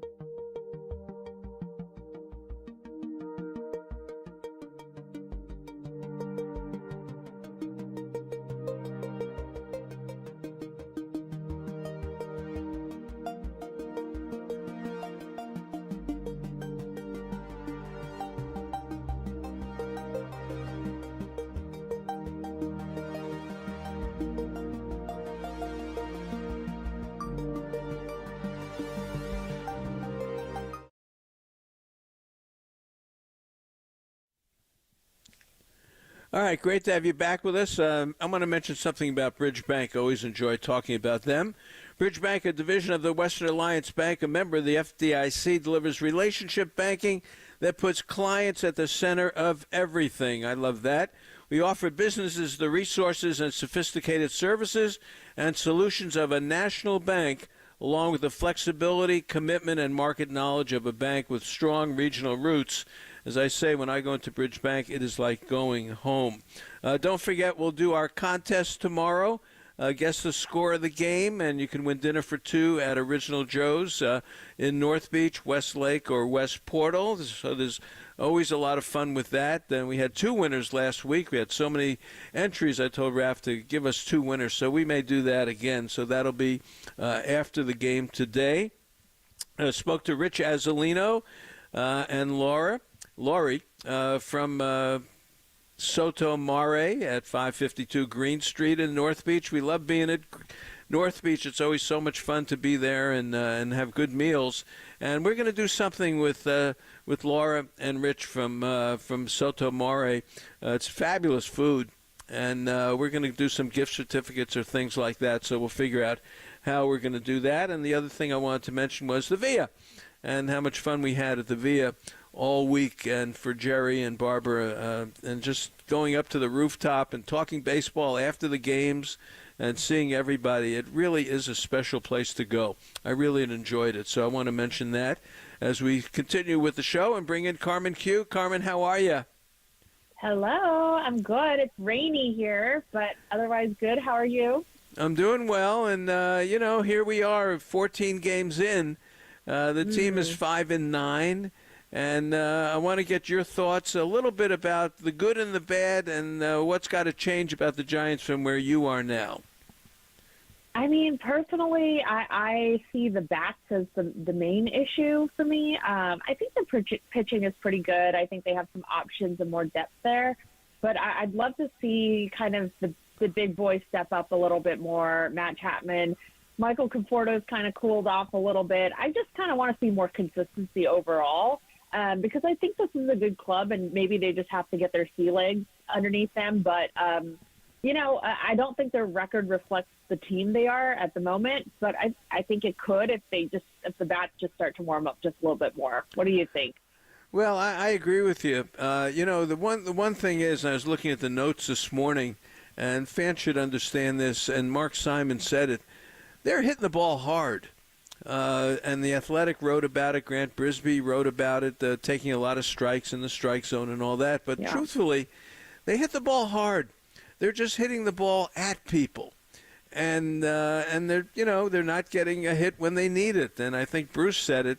There's something like 7 for 40 or something with runners in scoring position. So they're hitting the ball hard, and I just think they need to hit the ball out of the park, because when you have 10 home runs in this game today, look, last night the Padres and Dodgers had 8 between them in a game, and they've got 10, and they had 10 early. They haven't hit a home run in a week, and they're going into the Miami, which is a big ballpark. I don't know how many home runs they're going to hit down there, but this place, the Trop, they can hit the ball out of there. They've got to hit some home runs. 10 home runs ties them with the Marlins. That's not good. Not good. No, it's not good. And if you're going to play small ball, you really, like I said, need consistency up and down the lineup. And they just don't have that right now. So the only option of really scoring runs and winning games is a little bit more power. Yeah, it's funny. I was looking at the lineup that's out. And this is, it's so different than Gabe Kapler, because Bob Melvin stays with his guys. And that's what he's doing. It's the same lineup.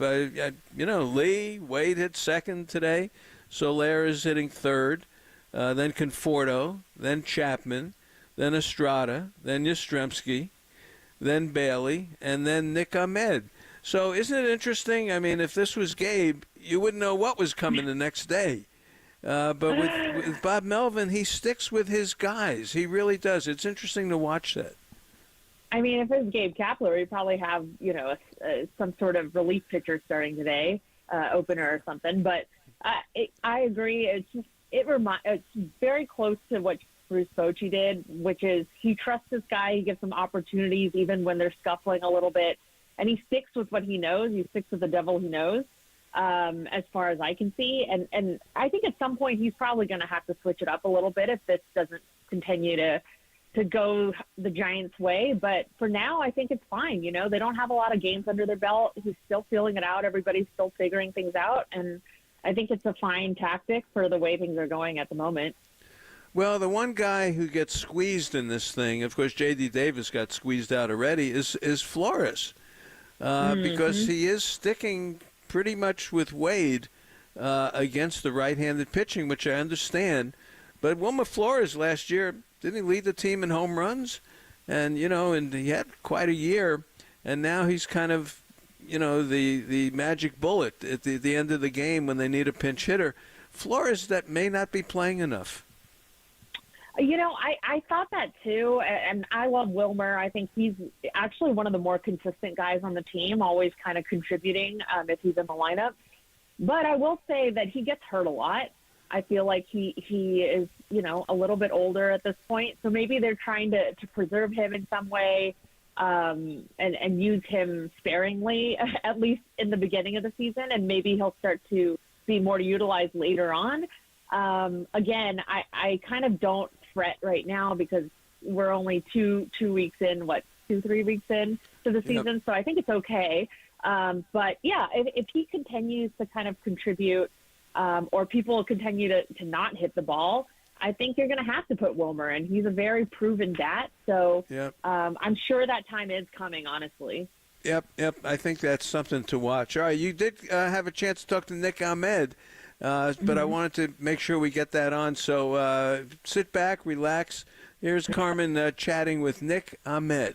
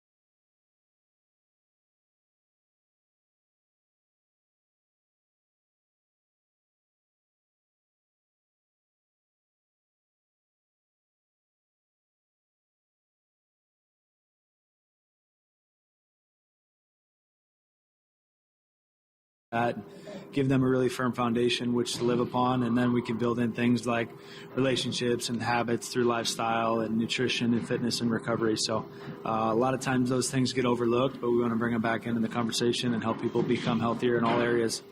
Yeah, and baseball's unique in that it's an everyday sport, and it can be hard to implement these things consistently with so many games going on. How do you find the balance between being this holistic performer while playing baseball? Yeah, I mean, it's a lifestyle. You got to have a commitment to it that most people, aren't necessarily willing to do. But for me, I enjoy it. I enjoy waking up every day and going outside and getting sunlight and being in nature and prioritizing sleep and time with my family and things that I know make a difference for my body and my mind and my soul, so that I can show up and be the best I can be when the lights come on during game time. So we got a lot of guys in this clubhouse who are interested and starting to care and dive deeper into their health and performance, which is cool to see. And, just people think about recovery, right, and the things that they're eating, but there's so much more that goes into it. So, yeah, it's something I really enjoy and just a lifestyle thing for me. That's cool, because I know the Giants have been spending a little bit more time in the kind of mental wellness space. Have you noticed that that's something that's being adopted across baseball? Yeah, I mean, there's been some talk of that for sure. I haven't specifically dove into that area all that much, but most teams have sports psychologists now that work on staff, and through the EAP program there's psychiatrists and clinical people available. We have a sleep doctor here, we have a nutritionist, we have strength coaches and trainers, so it's becoming more and more holistic for sure. And I know you have a long career ahead of you, but is this something you'd want to do after your baseball career is over, working with baseball players in this respect? Yeah, it's something I'm definitely passionate about. I'm not sure where God will take it, honestly, after I'm done playing, but I wanted to start it now while I'm playing to get the word out and help people understand, players, athletes, and people obviously off the field as well, that, it's important to take care of yourself. If you don't take care of yourself, you're going to wear down physically. You're not going to have the energy you need to show up and be the best you can be every day. So, it's something I'm definitely going to do. Not sure what capacity, but we'll keep it going for sure. Awesome. I'm going to switch gears a little bit and do a little bit of a quick fire round with you. So I'm just going to ask you a couple of questions so that Giants fans can get to know you a little bit better. So first, tell me what your guilty pleasure is. I know you're a pretty healthy eater, but is there something that really you love to eat that's a little bit bad for you? I get asked that question all the time about cheat meals. I really don't eat cheat meals anymore. I do like a little bit of dark chocolate. I'll eat dark chocolate a few times a week. What about coffee? Do you drink coffee? And if you do, what's your go-to order? Yeah, occasionally, if I drink too much, ended up not feeling too great. I get some, heartburn and acid reflux. So I'll drink cold brew. Cold brew is actually less acidic. So I'll drink cold brew every once in a while, but I do love matcha. I drink matcha quite a bit. I love matcha. That's a good answer. So what about this? What is the best birthday present you've ever gotten? I think it was my 30th birthday. My wife surprised me. I'm pretty hard to surprise because I'm on top of things, but she snuck it past me, and it was during spring training 4 years ago now, and got a bunch of our friends to come out, and I thought we were just going out to dinner with my brother and his wife, and ended up being a bunch of people there, so that was a good present. That is, experiences are always really good. All right, what is one thing you can cook really well? Like if you're asked to cook something to impress, what do you make? I do love to cook. Cook for my family a lot. I think salmon cakes are probably what I would go to. I've made that for some friends coming over quite a bit. Basically like a salmon burger, but pretty easy to make and something I enjoy making. Yeah, and pretty healthy too. So, do you listen to podcasts? I do, yeah. I like podcasts. I like audiobooks, and try to use my drive time to put some of that in my mind, yeah. Okay, give me one recommendation for a podcast that we should all listen to. The 7 Pillar podcast is not out yet, so when that comes, definitely check that out. Hopefully be in the next couple of years for sure. But one that I love is a Model Health Show. A friend of mine, Sean Stevenson, incredible podcast. A ton of scientific and clinical data, but also very relatable and practical. It's all about health and performance in all aspects of life, so check that one out. Okay, well, thank you so much, and wishing you a really great season. Yeah, thanks for having me.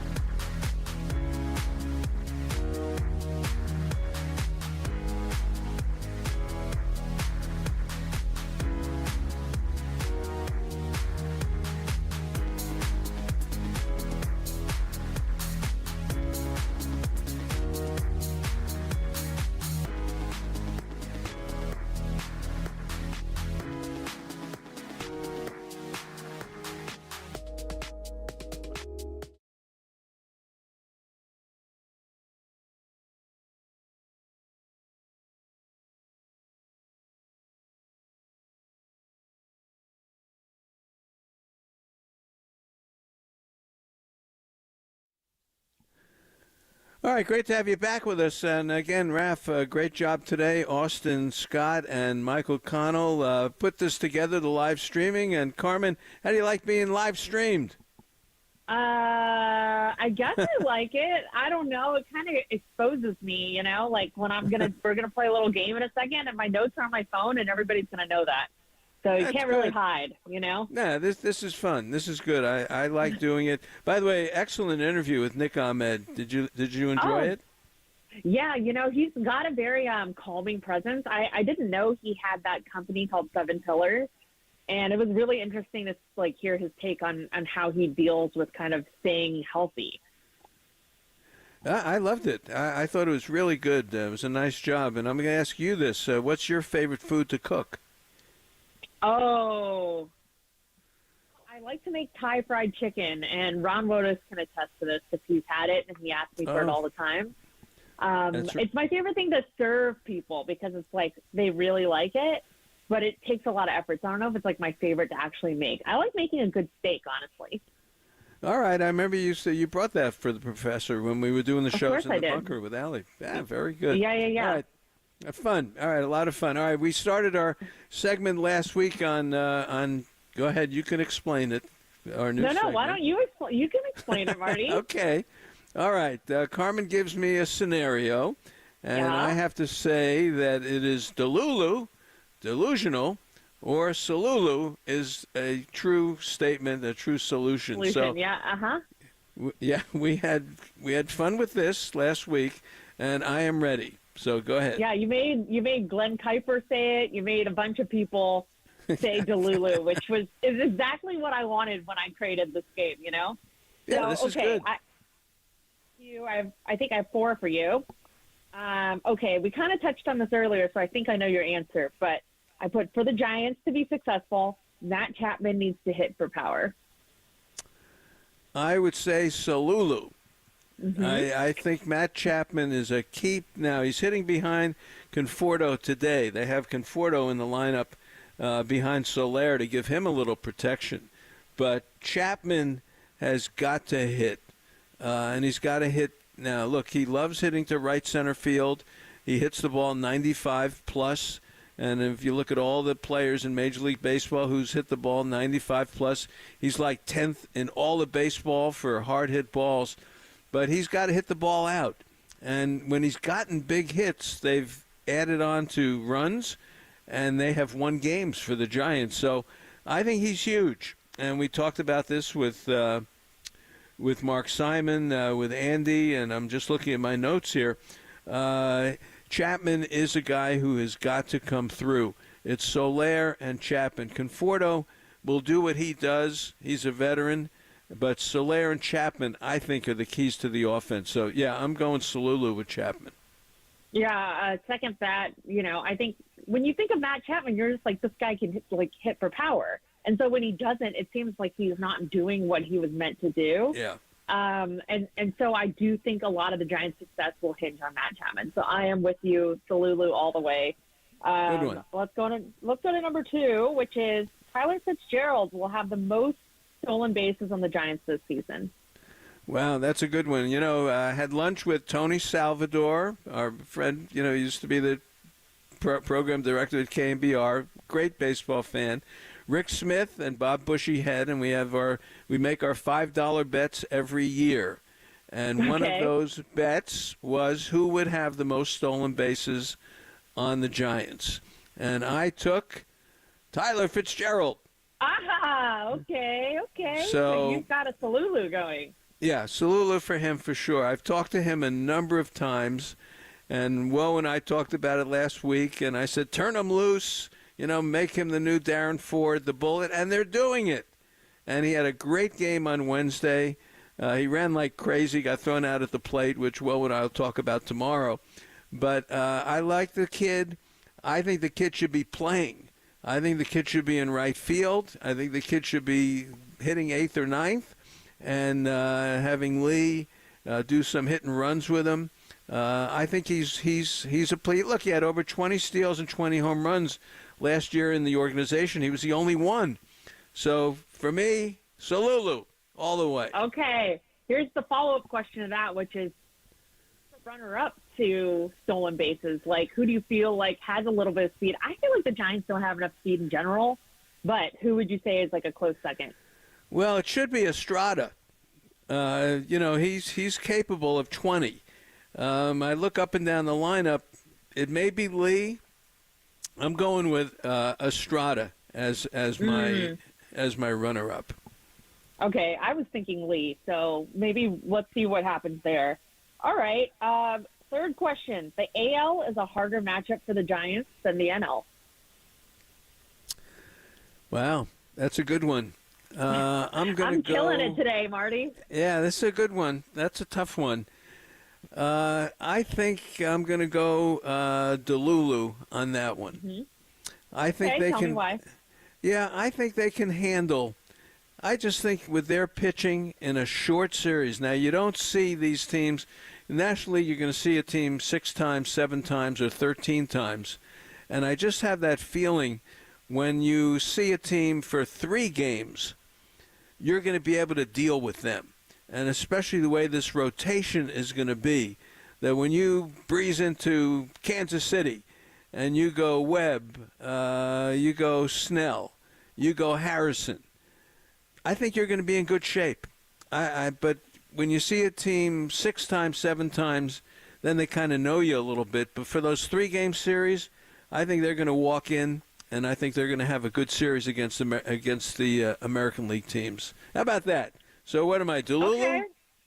You're Delulu? I think I lean towards Delulu only because I feel like I have like previous trauma from just never playing well against the AL. Yeah. But obviously this is a very different team. And I think the structure of how they schedule games has changed too. So it may just be past trauma, but I'm going to go like late Delulu on this.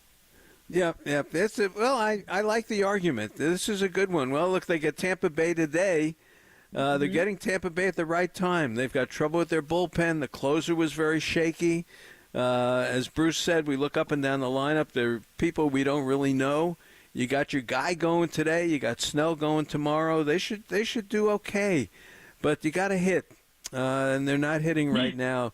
And you got to hit when it matters. So we'll see. All right, Carmen, great job. I love the interview with Nick, and of course that'll be on loveofthegameproductions.com and KNBR, the podcast page. Have a good afternoon, and we'll talk to you next week.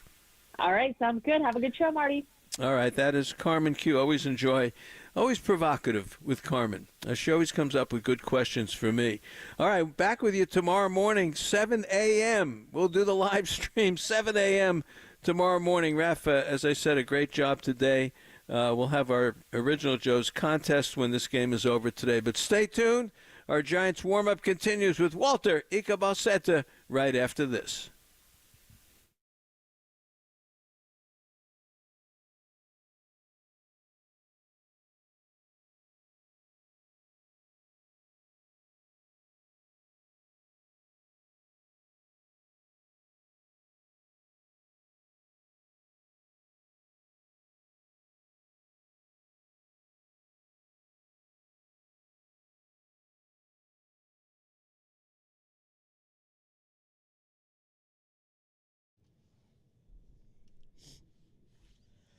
What's up, Giants fans, and welcome to the Giants warm-up show. I'm your host, Walter Ikabalseta, getting you ready for Game 2 of this 3-game set in St. Petersburg for the Giants and the Tampa Bay Rays. Rays took Game 1, or rather the Giants offense just gifted it to the Rays in Game 1. They look to get on the right track in Game 2. You got Logan Webb on the bump today. He's the stopper. But you know what's crazy, Raph, is the problem hasn't been the pitching. The problem has not been the pitching. Keaton Winn pitched well enough. All three. I mean, it might be the roughest 0-3 situation for Keaton Winn on the season. It's a rough 0-3. I know the ERA is a little high for Keaton Winn. He's above 5. I want to say he's at 5.03, I think is his ERA, 5.03 on the season. But he has pitched way better than than his ERA and his record should suggest. There's no reason why 2 runs should cost you a game. I mean, I know he walked in a run, and that was problematic. Got to get that figured out. When he pitched against I think it was the Padres his last time out. He gave up it was on Saturday after the patio show. He gave up that grand slam in the first inning. And that sounds bad. It's a bad start to a game, a grand slam. Jung-Hoo Lee loses the ball, issues a couple of walks, gives up a hit, gives up the grand slam. And that's kind of what you had in that game. But he was lights out after that. 4 runs shouldn't be an end-all, be-all. And that's kind of a situation that you look at the Giants' offense in past years. I mean, we're getting back to the situation where, man, 1 run, 2 run, 3 runs seems daunting for this Giants lineup early on in this season. So we'll talk about the lineup. It hasn't looked good. Everyone knows about that. And it's not necessarily one person. It's the entire lineup. It's just not cohesive yet. And the one thing that I do like about Bob Melvin, and I mean, everyone's kind of panicking right now, right? Like, what do we do with the offense? What do we do with the offense? The thing with Bob Melvin is he understands baseball. He knows that these are the guys that we need to count on. The fact that he continues to throw out the same lineup every single day. Still got Mike Yastrzemski out there in right field. I believe he's batting 7th today for the Giants. But you see him trot out the same lineup, and that's because he is trying to build something.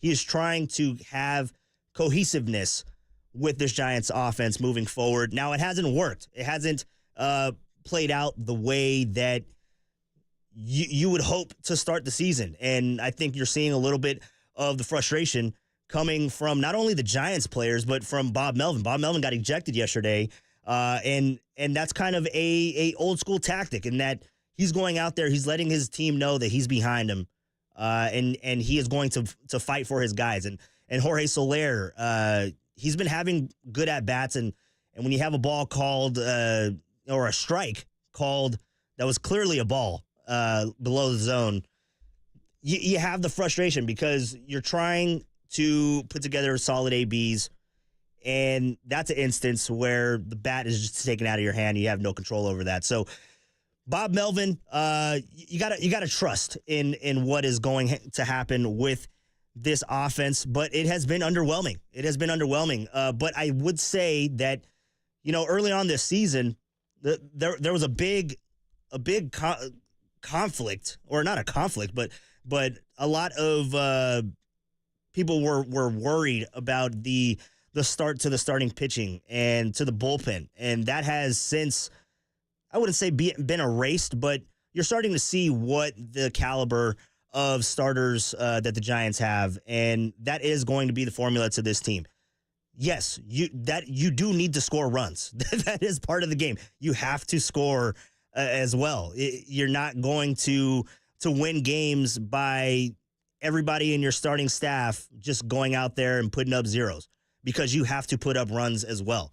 But that is a situation where you look at this Giants team where today you got Logan Webb going on, and he looked really well, really good in his last outing on Sunday against the Padres. Went 7 innings. Before that, against the Dodgers, did not go too well, and he didn't use his changeup a lot in that start. He was favoring the sinker a lot more. I think he was hitting with his slider in that outing as well. So he changed it up his last time out. He went back to his changeup. No pun intended. He changed it up and favored his changeup 56% of the time. I think that's something that you're going to see with Logan Webb in this start again today. But again, the problem is and Logan Webb has gotten off to a slowish start. His ground ball rate is still pretty good. I want to say he's at 44 or 45% ground ball rate. It's still pretty good, but he's definitely going like higher than that. That's what Logan Webb does with that changeup.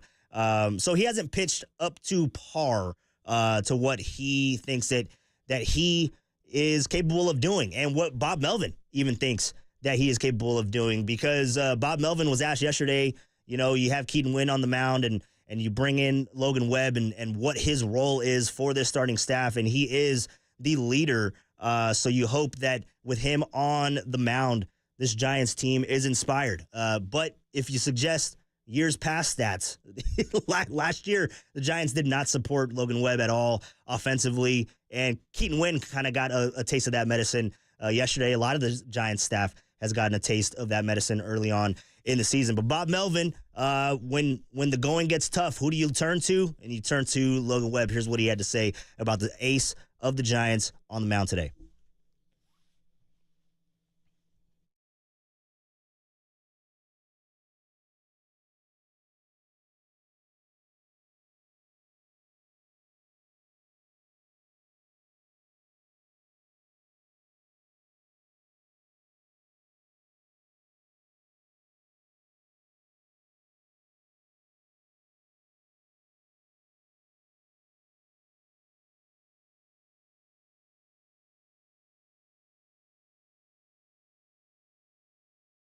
Yeah, and that's what you get with Logan Webb, in that you're going to have a lot of ground balls. He isn't a huge strikeout guy. We know that.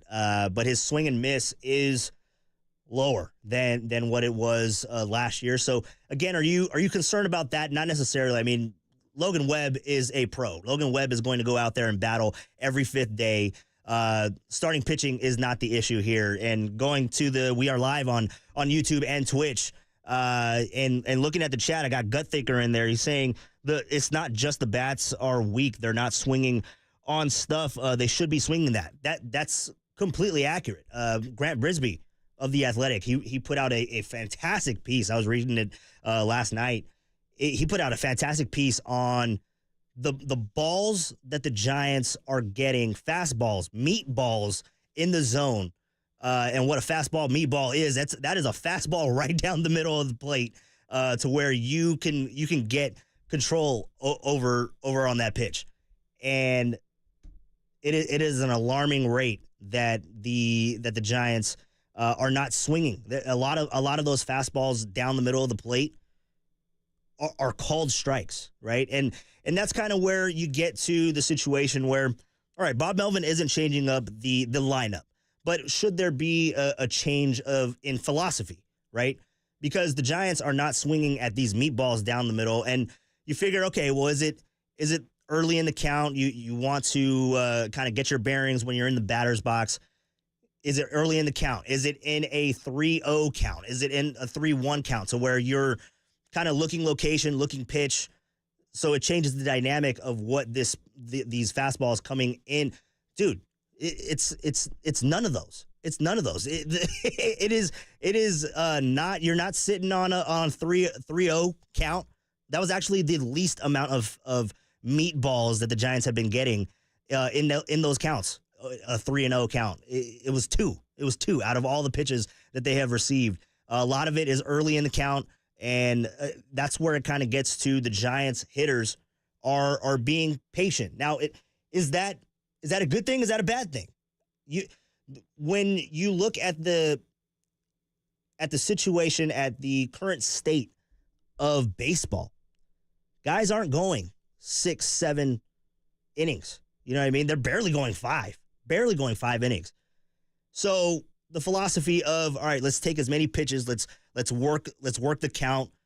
Let's get on base. Let's walk. Right. That's kind of what the philosophy has been. You're seeing pitches, and that's good and all.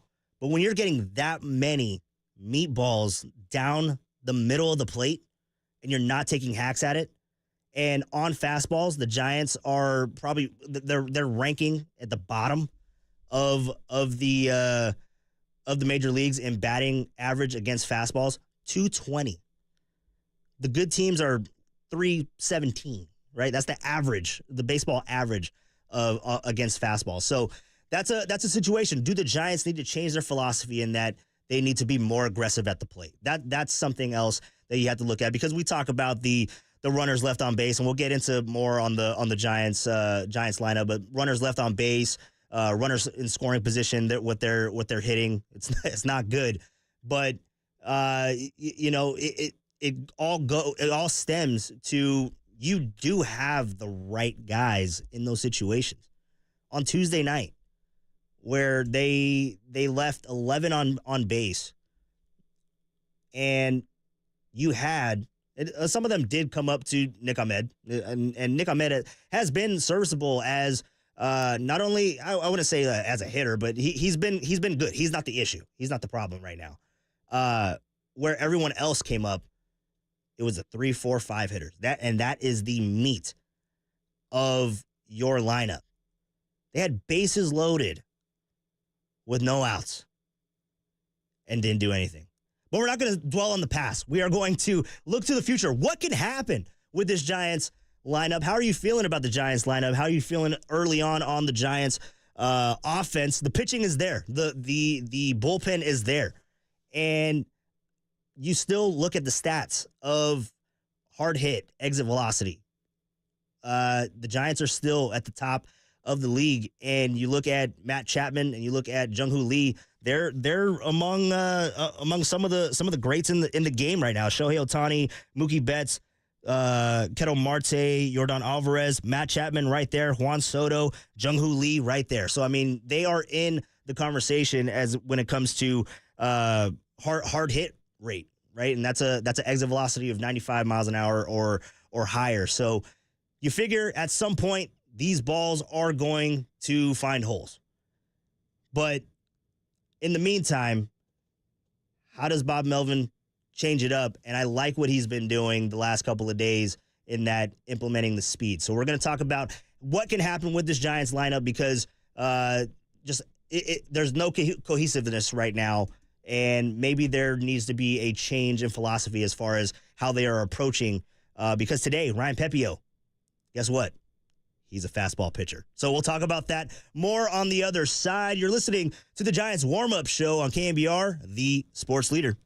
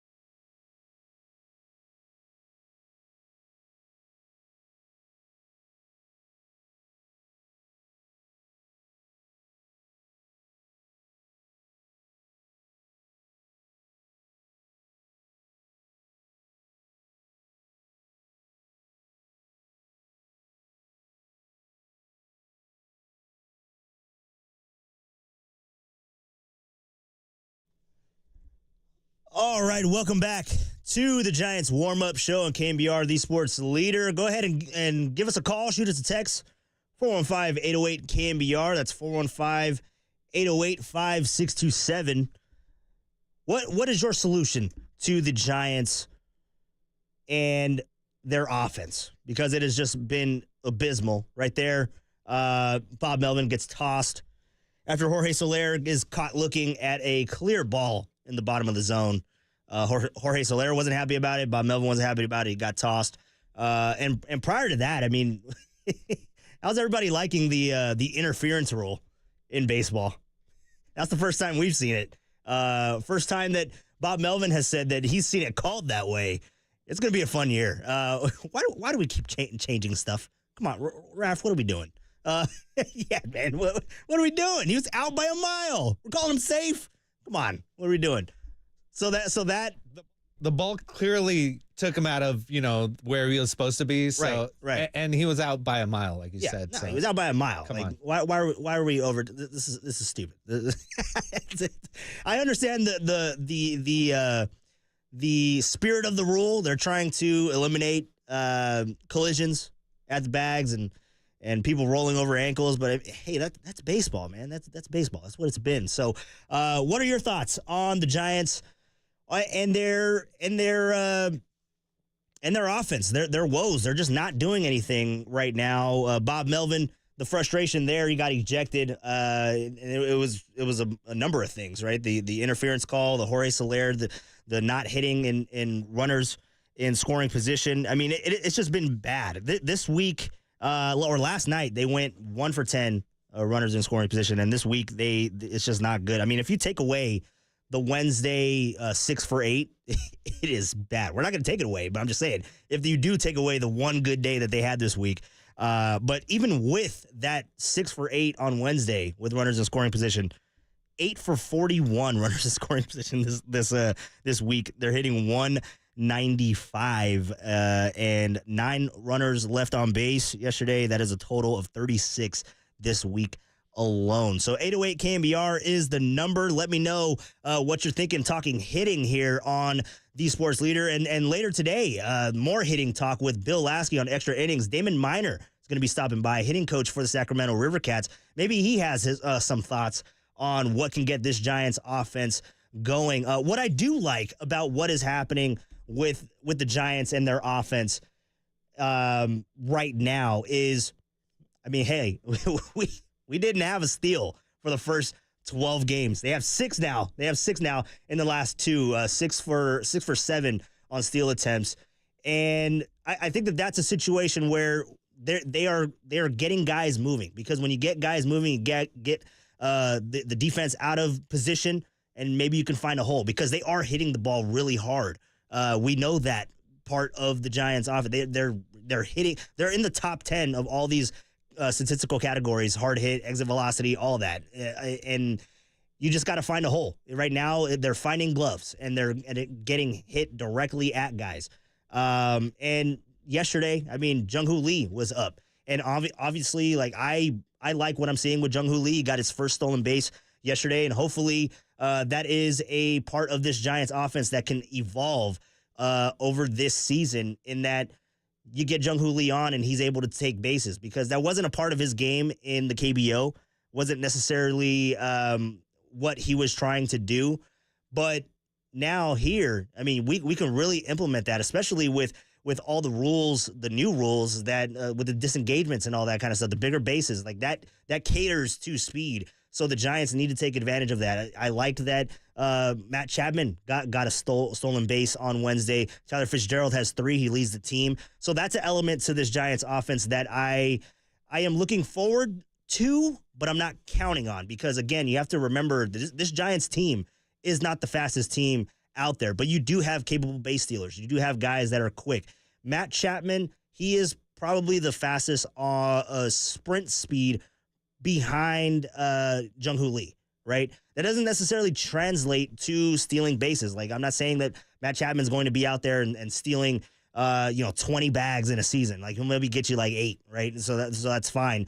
But when you have all these other guys like Thairo Estrada, I think that he is a good base stealer. You have Jung-Hoo Lee, who we saw for the first time. He had a great jump. And when you look at what happens, like Bob Melvin is just trying to piece it together. He's trying to generate some spark in that offense. Jung-Hoo Lee gets on base. He takes second. It was a clear steal, but that forces an errored throw from the catcher. Then he advances to third.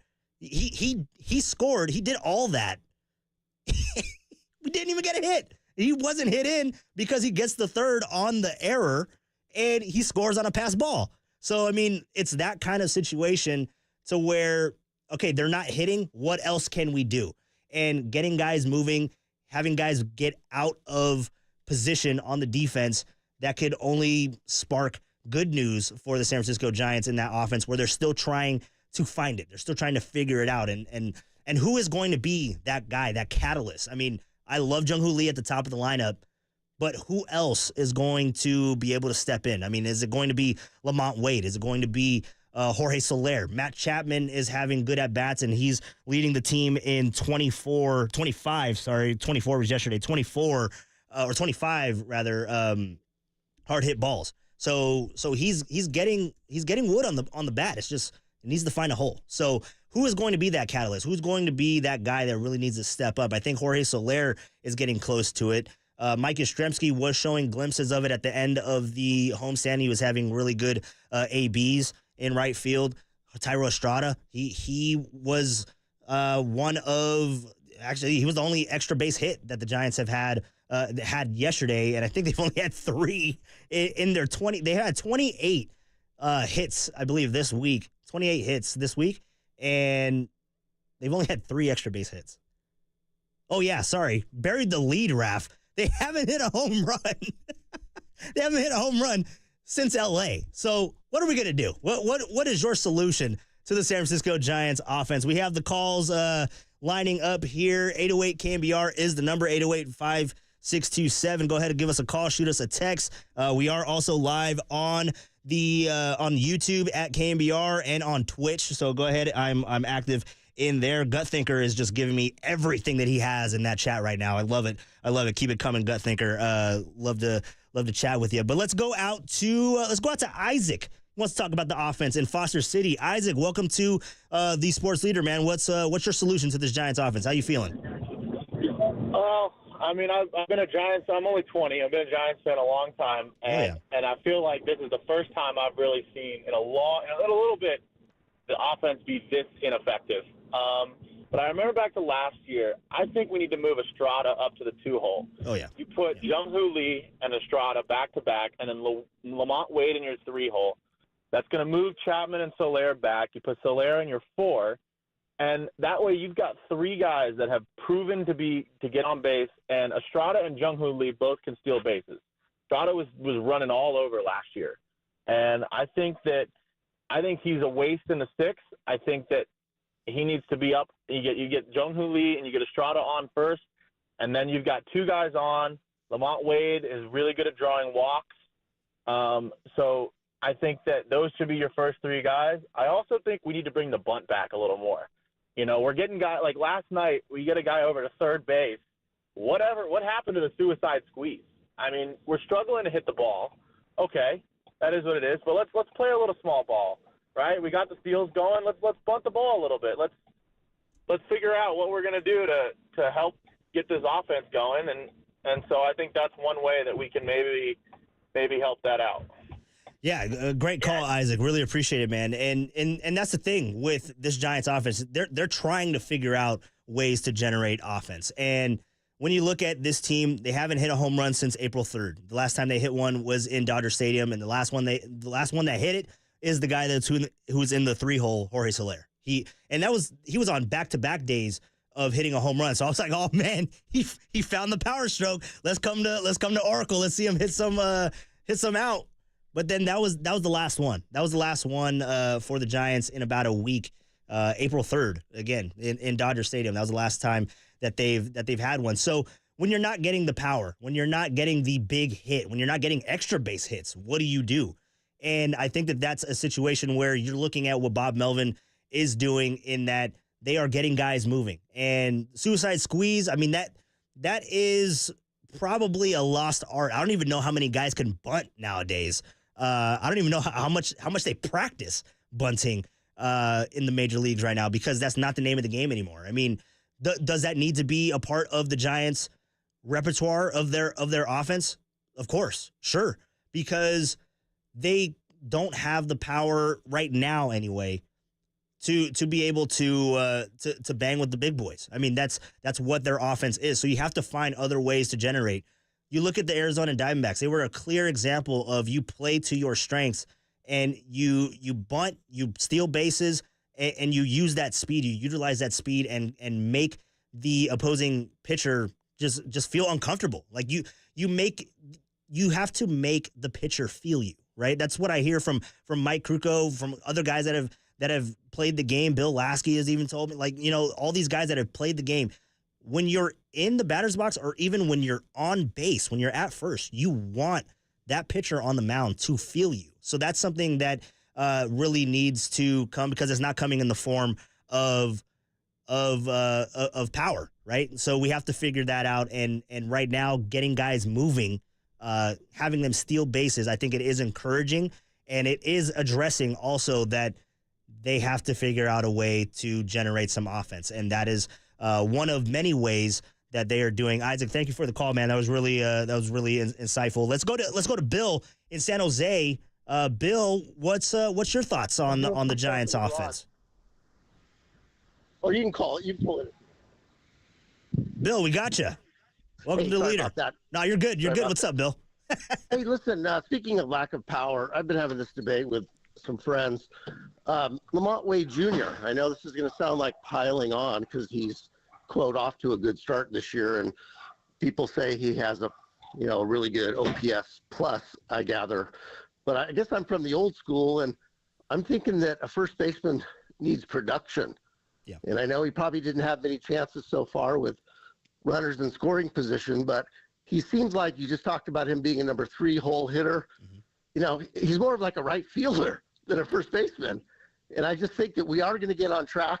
We are going to produce, but wanted to get your thoughts on Lamont Wade being our first baseman for the rest of the season. Thank you. Yeah, thanks for the call, Bill. Really appreciate it. Lamont Wade, he isn't your prototypical first baseman that you would like to see. He doesn't have the power numbers that you would like to see. But what he does do, what he does provide, and maybe, he's playing first base out of necessity, and maybe it does come a situation to where Wilmer will be the first baseman and Lamont Wade is in the outfield. Maybe you put Lamont Wade in left and you put Conforto in right. I mean, that's going to be a situation to where we're going to have to see how that develops. But I think that he is playing first base out of necessity because they are trying to have other guys that can contribute. Because right now, Mike Yastrzemski is looked to as that guy with Bob Melvin. He is looked to as he is going to be a major contributor to this offense. It hasn't happened yet. The right field situation is abysmal. They're hitting under 100 right now with Mike Yastrzemski and Austin Slater. Austin Slater, I don't think has recorded a hit yet for the 2024 season. Mike Yastrzemski, it took him about a week to get his first couple of hits. Then he started putting stuff together. But I think that at some point you will see Lamont Wade in the outfield, and I think that that's only when the pitching is clicking, because that's also a situation where you look back on the comments of Bob Melvin in that they want to field the best possible defense out there. I don't think that Lamont Wade Jr. in the outfield is your best possible defense out there. That's why you're getting a good look, and you're hoping at this point for Mike Yastrzemski to come around and be a bat, because he adds something defensively to that team. Now, does Elliot Ramos add something to that in Sacramento? Does Luis Matos add something to that at some point in the year, where we're looking at where we can go with the outfield position? Because I do feel that is going to be a situation that they're going to have to look at. And again, Lamont Wade is at first base by necessity, and because we need his bat in the lineup. He's not providing the power numbers that you want, but he is getting on base, and he does have a good average. So you got to take the wins where you can, right? If you got a guy that can get on base and can hit for a good average, you got to have him in the lineup. And right now, having him in the 2 and the 3 to set up Jorge Soler, to set up Matt Chapman, to set up Conforto. Like that's ideal for him to be there, because he then becomes a table setter, and he does have sneaky speed. He stole a base yesterday as well. So I mean, it's like you look at what he can provide. He's not the prototypical first baseman, but he is a solid ball player. So we'll talk more about that Giants offense as well. Scarecrow, I see you on the line. I'll get to you on the other side. We'll talk about this Giants and Rays coming up. 1:10 first pitch and official pregame for the San Francisco Giants at 12:10. We'll be taking you all the way up to first pitch at 1:10 with Logan Webb on the mound, Ryan Pepio, fastballer.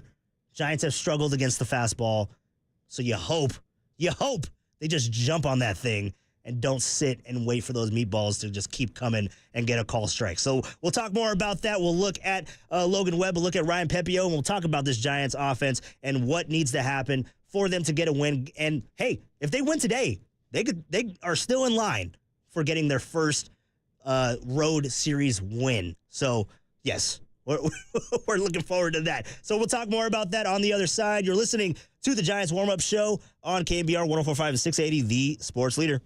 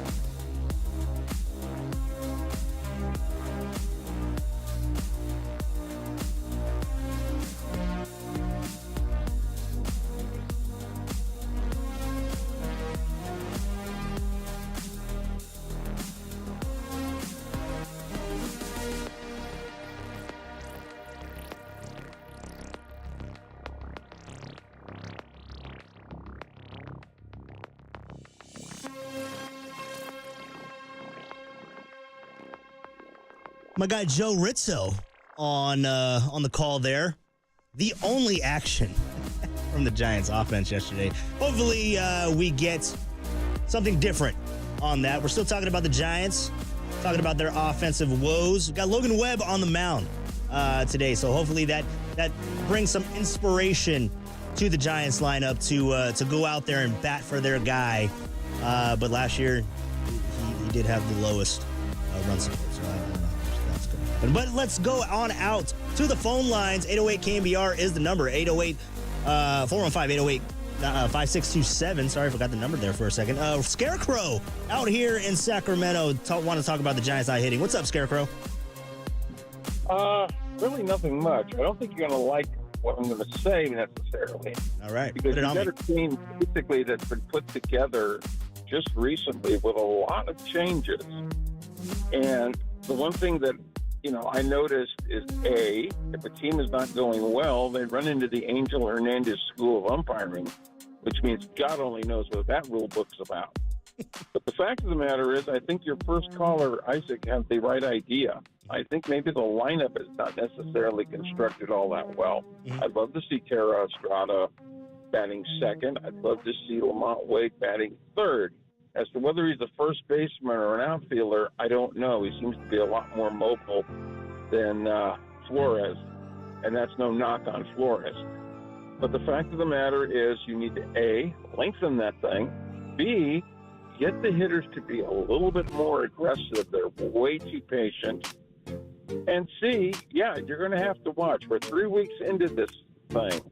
Believe it or not, that homestand was actually 500. And other than the fact that looking rather abysmal, only being able to score one run, I'm willing to bet that this is not going to be what they're going to look like come May. If they're still doing this in the middle of May, I think it's about time then for looking for the lifeboats. Because at this point, I think we're going to just have to wait and see what happens. I think maybe just jockeying the lineup around might not be a bad idea. That way some of these guys get some support and get some pitches to hit. But right now, I don't see another way around it.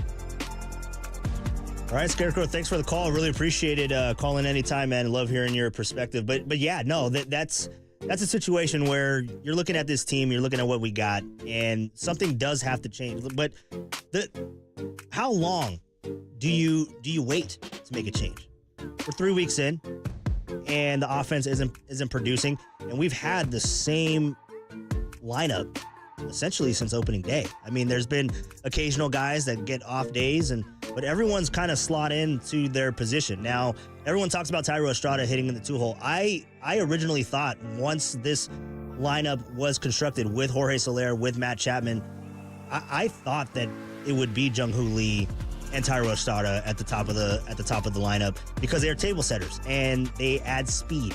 And maybe that happens. What I do understand in the philosophy of what in what Bob Melvin is trying to do at the bottom of the lineup is because there isn't much production there. So you're trying to get a spark, kind of almost like a second leadoff hitter, if you will, at the 6-7 spot where they have been putting Thairo Estrada. That's kind of where he's falling in. But if the back end of that lineup isn't producing, can you afford to move Estrada to the top? Because you need to be able to generate some type of offense. It can't only be top heavy, right? But I do eventually hope that Thairo Estrada is in the 2-hole, because what that means is that you can take him out of the bottom half of the lineup, and the bottom half is producing, and he won't be needed there anymore. So that's a thing. We have to look at who else is there. You have Mike Yastrzemski, who is having a rough go to start the season. That is apparent, and it's not even just Mike Yastrzemski. It's whoever is in right field, who isn't named Lamont Wade when he's out there. So when you look at that, you got Patrick Bailey. Patrick Bailey is putting together good at bats, but he's not going to be an offensive presence. I think we kind of already understand that. Maybe he can morph into that. And then you got Nick Ahmed, who's strictly in there for defense, and he actually hasn't been too bad at the back end at the 9 hole. I mean, he's the 9 hitter. What do you expect from the 9 hitter? But when you look at this lineup, how long do you last? How long do you last with the lineup? And how long until something changes? It doesn't have to be drastic, but maybe you start moving guys around. I know that you want to have cohesiveness in the Giants lineup, but at some point, something's going to have to give. And maybe you have to start moving guys around. So Soler, I think he's coming out of it. So that's the thing. Like, how patient can you be looking at this Giants lineup? Because we're 3 weeks in. I mean, it's not necessarily panic time because it is a small sample size. But not they're hitting 195 with runners in scoring position this week alone. On the season, I'd have to look that up, but I can't imagine that it's much better than that. They've been leaving a lot of guys on base, and they aren't hitting for power. So how long until there is a potential switch up for the Giants lineup, and how long until you start looking at the minor leagues? I saw somebody drop in there. I know they were joking, but they said Bryce Eldridge, right? There's no chance that he's going to be up right now. But that is a power bat in the minor leagues that is years away. But who are you looking at in AAA? I mean, Marco Luciano is having a good start to his AAA season. That is expected. That's what you get at AAA in the Pacific Division. That's what you get. You get offense. So he should be doing that. And Nick Ahmed hasn't done anything to warrant losing his starting shortstop job. And if you bring not Luis Matos. Luis Matos is another guy. But if you bring Marco Luciano, you want him to be a starter. You want him to get regular ABs. So you look at Luciano, you look at Luis Matos, who started off really well, 2 home runs in the first 2 games of the AAA season. Hasn't hit one since. And I want to say he's hitting 219 or something along those lines. It might even be like 209. Not doing too well at the moment. So that's kind of out of the realm of possibility as being reinforcements at some point during this season or towards the end of this month. You look at Elliot Ramos. I mean, that's the forgotten guy in AAA. He's hitting really well. He's hitting well above 300, and I know he could play a good defense. He's 24 years old. It's kind of amazing that he's still that young. But it's because he's been in the Giants organization since he was like 17 years old. So you start looking to the minor leagues. You have to look at other ways to generate offense. And we came into this segment talking about Jung-Hoo Lee. And we got the lone run from yesterday. The lone run from yesterday was a pass ball, but that was all generated from Jung-Hoo Lee getting on base and stealing a bag and forcing mistakes. And that's what happens when you add the speed element to the game, to this offense. Maybe that's what they have to do. Is this offense poorly constructed? I wouldn't necessarily say that. I think that the offense has the capable bats to be effective, but they have to do what they do. You can't rely on the long ball. Clearly, they haven't hit a home run in a week. So that is a problem. But when you look at other good things that they can do, when you look at, well, they haven't been able to do good things. But when you look at what they are capable of doing, is that getting on base, they have a little bit of speed, utilize that, and you got to keep the train moving. That's what this offense is going to be. So it's just a matter of they are hitting the ball hard.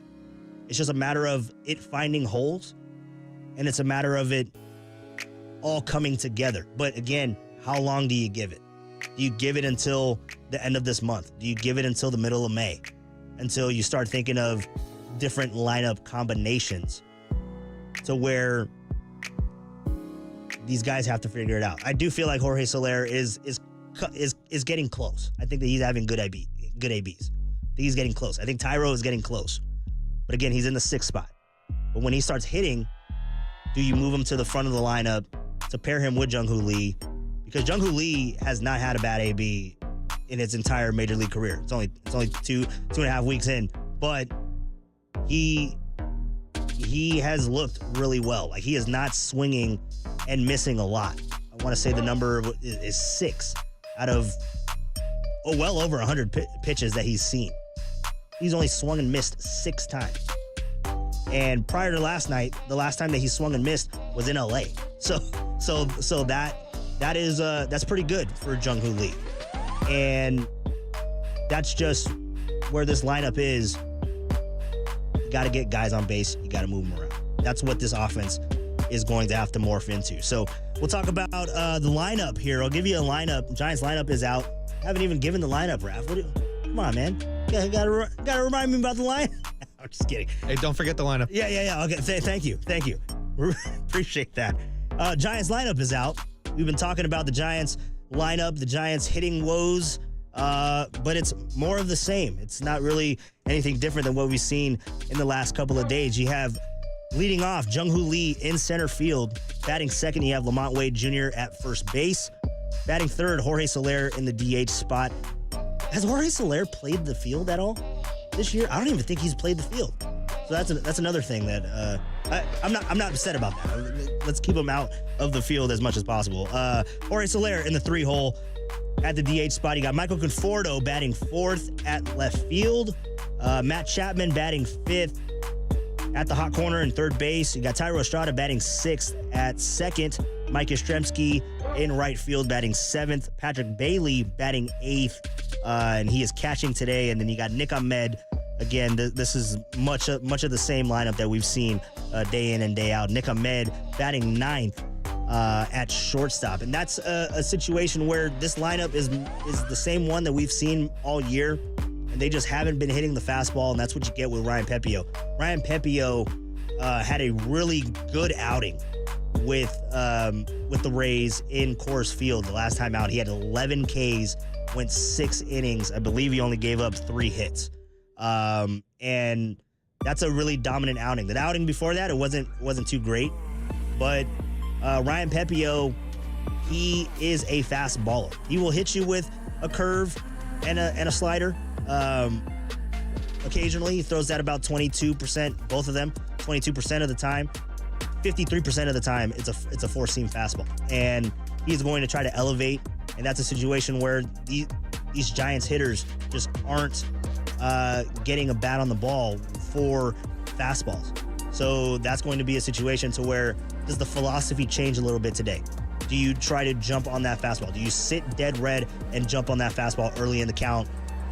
Oh, first pitch of the at bat, 0-1, 1-0, 1-1. I mean, do you jump on you pounce on that fastball as soon as you see it?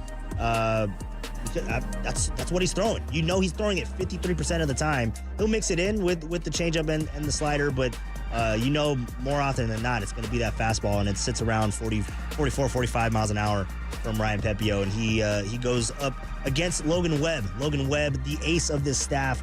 Hopefully that can inspire this Giants offense and we get something going, because the recent games just have not looked good. As I mentioned, tons of guys left on base. They're not hitting with runners in scoring position. It's the same thing. So hopefully, and that's also against a Rays pitching staff, starting and bullpen, that has not been good this year.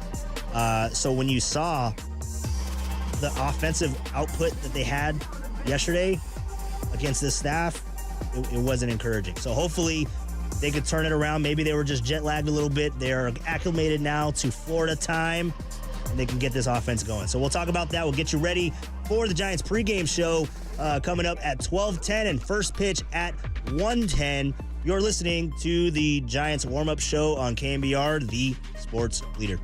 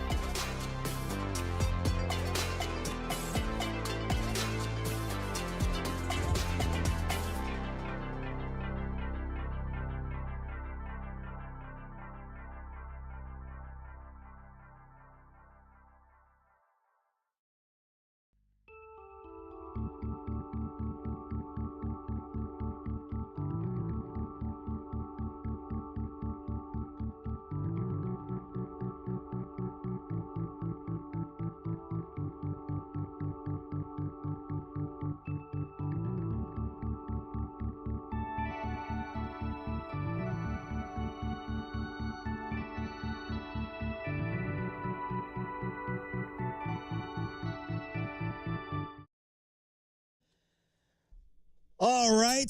Welcome back to the Giants warm-up show on KNBR.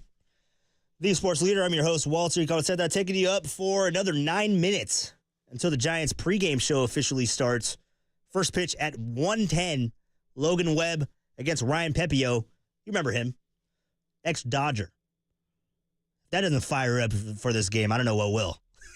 Ex-Dodger. Let's hit him around a little bit. Let's get him out of there in the second inning. Let's get some like six runs. It's not asking for too much.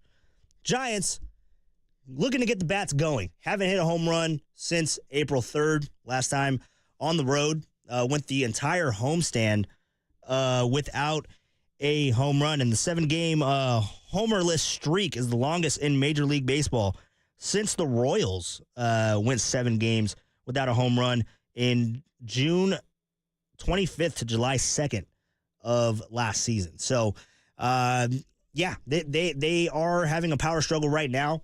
But hopefully they can get it going in Tampa Bay against Ryan Pepio, the fastballer. You're going to see a lot of four-seam action in this game, so hopefully the Giants can pounce on those fastballs. Let's take a look at the Key Player of the Week, sponsored by Key Point Credit Union, Next Generation Neighborhood Banking.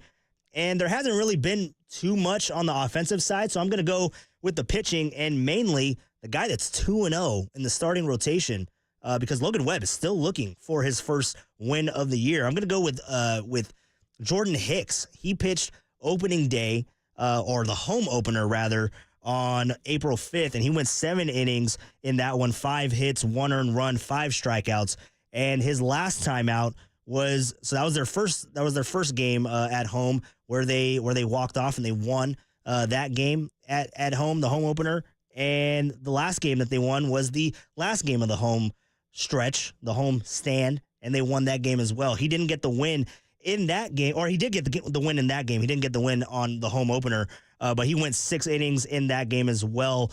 Gave up 4 hits, 1 earned run, and 2 strikeouts. So a little less on the strikeouts. I was actually surprised, but he was getting a lot of induced ground balls. So that's something good that he is adding to his game as well. So that is the Key Player of the Week, sponsored by Key Point Credit Union, Next Generation Neighborhood Banking, Jordan Hicks. And let's take a look at the standings update before we get this thing going and get you to the Giants pregame show. The standing updates brought to you or sponsored by Alameda County Probation Department. Visit joinacpd.org today for a career that matters. The Giants have not been at the top of the standings for about a week. I mean, we made that joke the first weekend. They were tied for first with the Diamondbacks.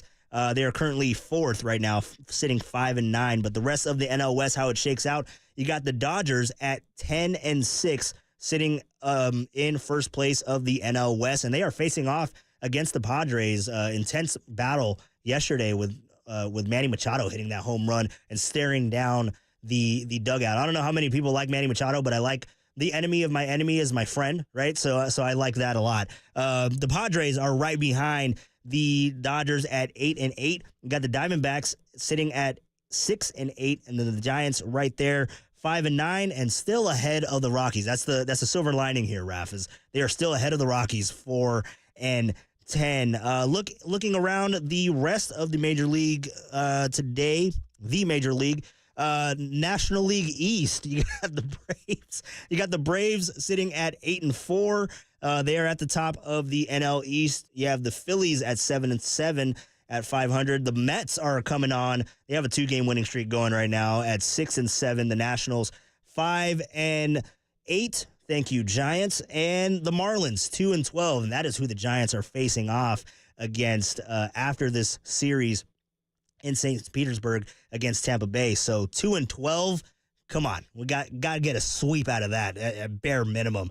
So we are getting you ready for the Giants taking on Ryan Pepio. Again, I mentioned that he is a fast baller, and that is what you're going to see in this matchup today with Ryan Pepio. He had 11 Ks at Coors Field, which is just remarkable for anyone to do that. But Ryan Pepio got 11 strikeouts in Coors Field and was pretty electric in that matchup. So that is who the Giants are going to try to get their bats going against today, Ryan Pepio. And you have Logan Webb that is on the mound. Again, he used the hell out of his changeup last outing, and he did in his first outing. The Dodgers series, he did not use his changeup, so he's getting back to using that changeup. So expect a lot of ground balls. We know what we get from Logan Webb, so he is out there, the ace for the San Francisco Giants, trying to keep the damage at a minimum, right? And that's kind of what you look at last night or yesterday with Keaton Winn on the mound. That's exactly what he did. We need another outing like that from Logan Webb, and that's unfortunately where we are with the Giants' offense. Is that you need them to score, but you need the pitchers to be lights out right now.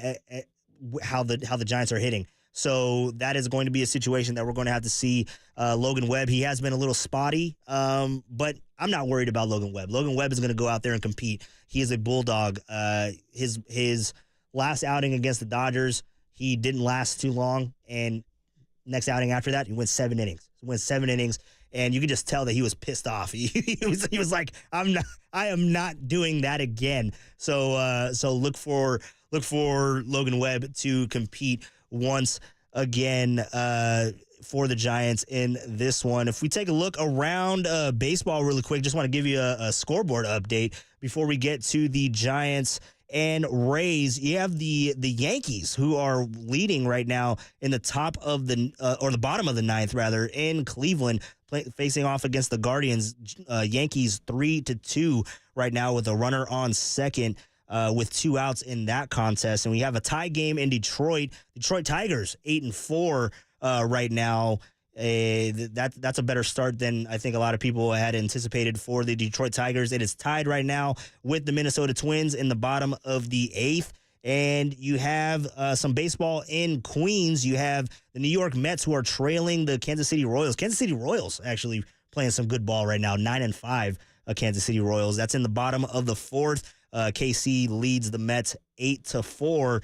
And Cincinnati is in the top of the 7th, where you have 5-0 in the south side of Chicago. So that's a little bit of baseball that is underway right now. But Giants and the Rays are about to get underway in about an hour. We have the pregame show coming up shortly. First pitch for the Giants and the Rays is at 1:10. You have Logan Webb on the mound against Ryan Pepio. And let me give you the Giants lineup one last time before we get to the Giants pregame show. We'll be talking with Joe Rizzo. We're going to get his thoughts on what he is seeing from the San Francisco Giants in this series in Tampa Bay, in St. Petersburg. So let's go and look at the Giants lineup right now as it stands. A lot of the same of what we have seen over the last few, pretty much all season long is what we've seen here. So Jung-Hoo Lee is hitting leadoff in center field. You have Lamont Wade Jr. batting second. At first base, you have Jorge Soler in the DH spot, batting third. Batting cleanup, Michael Conforto in left field. Matt Chapman batting fifth. At third base, at the hot corner, you have Tyro Estrada batting second, batting sixth, rather, at second base. You have Mike Yastrzemski batting seventh in right field. Patrick Bailey batting eighth at catcher. And you have Nick Ahmed at shortstop, and Logan Webb on the mound. Giants baseball coming up. You're listening to KNBR 104.5 and 680, the Sports Leader.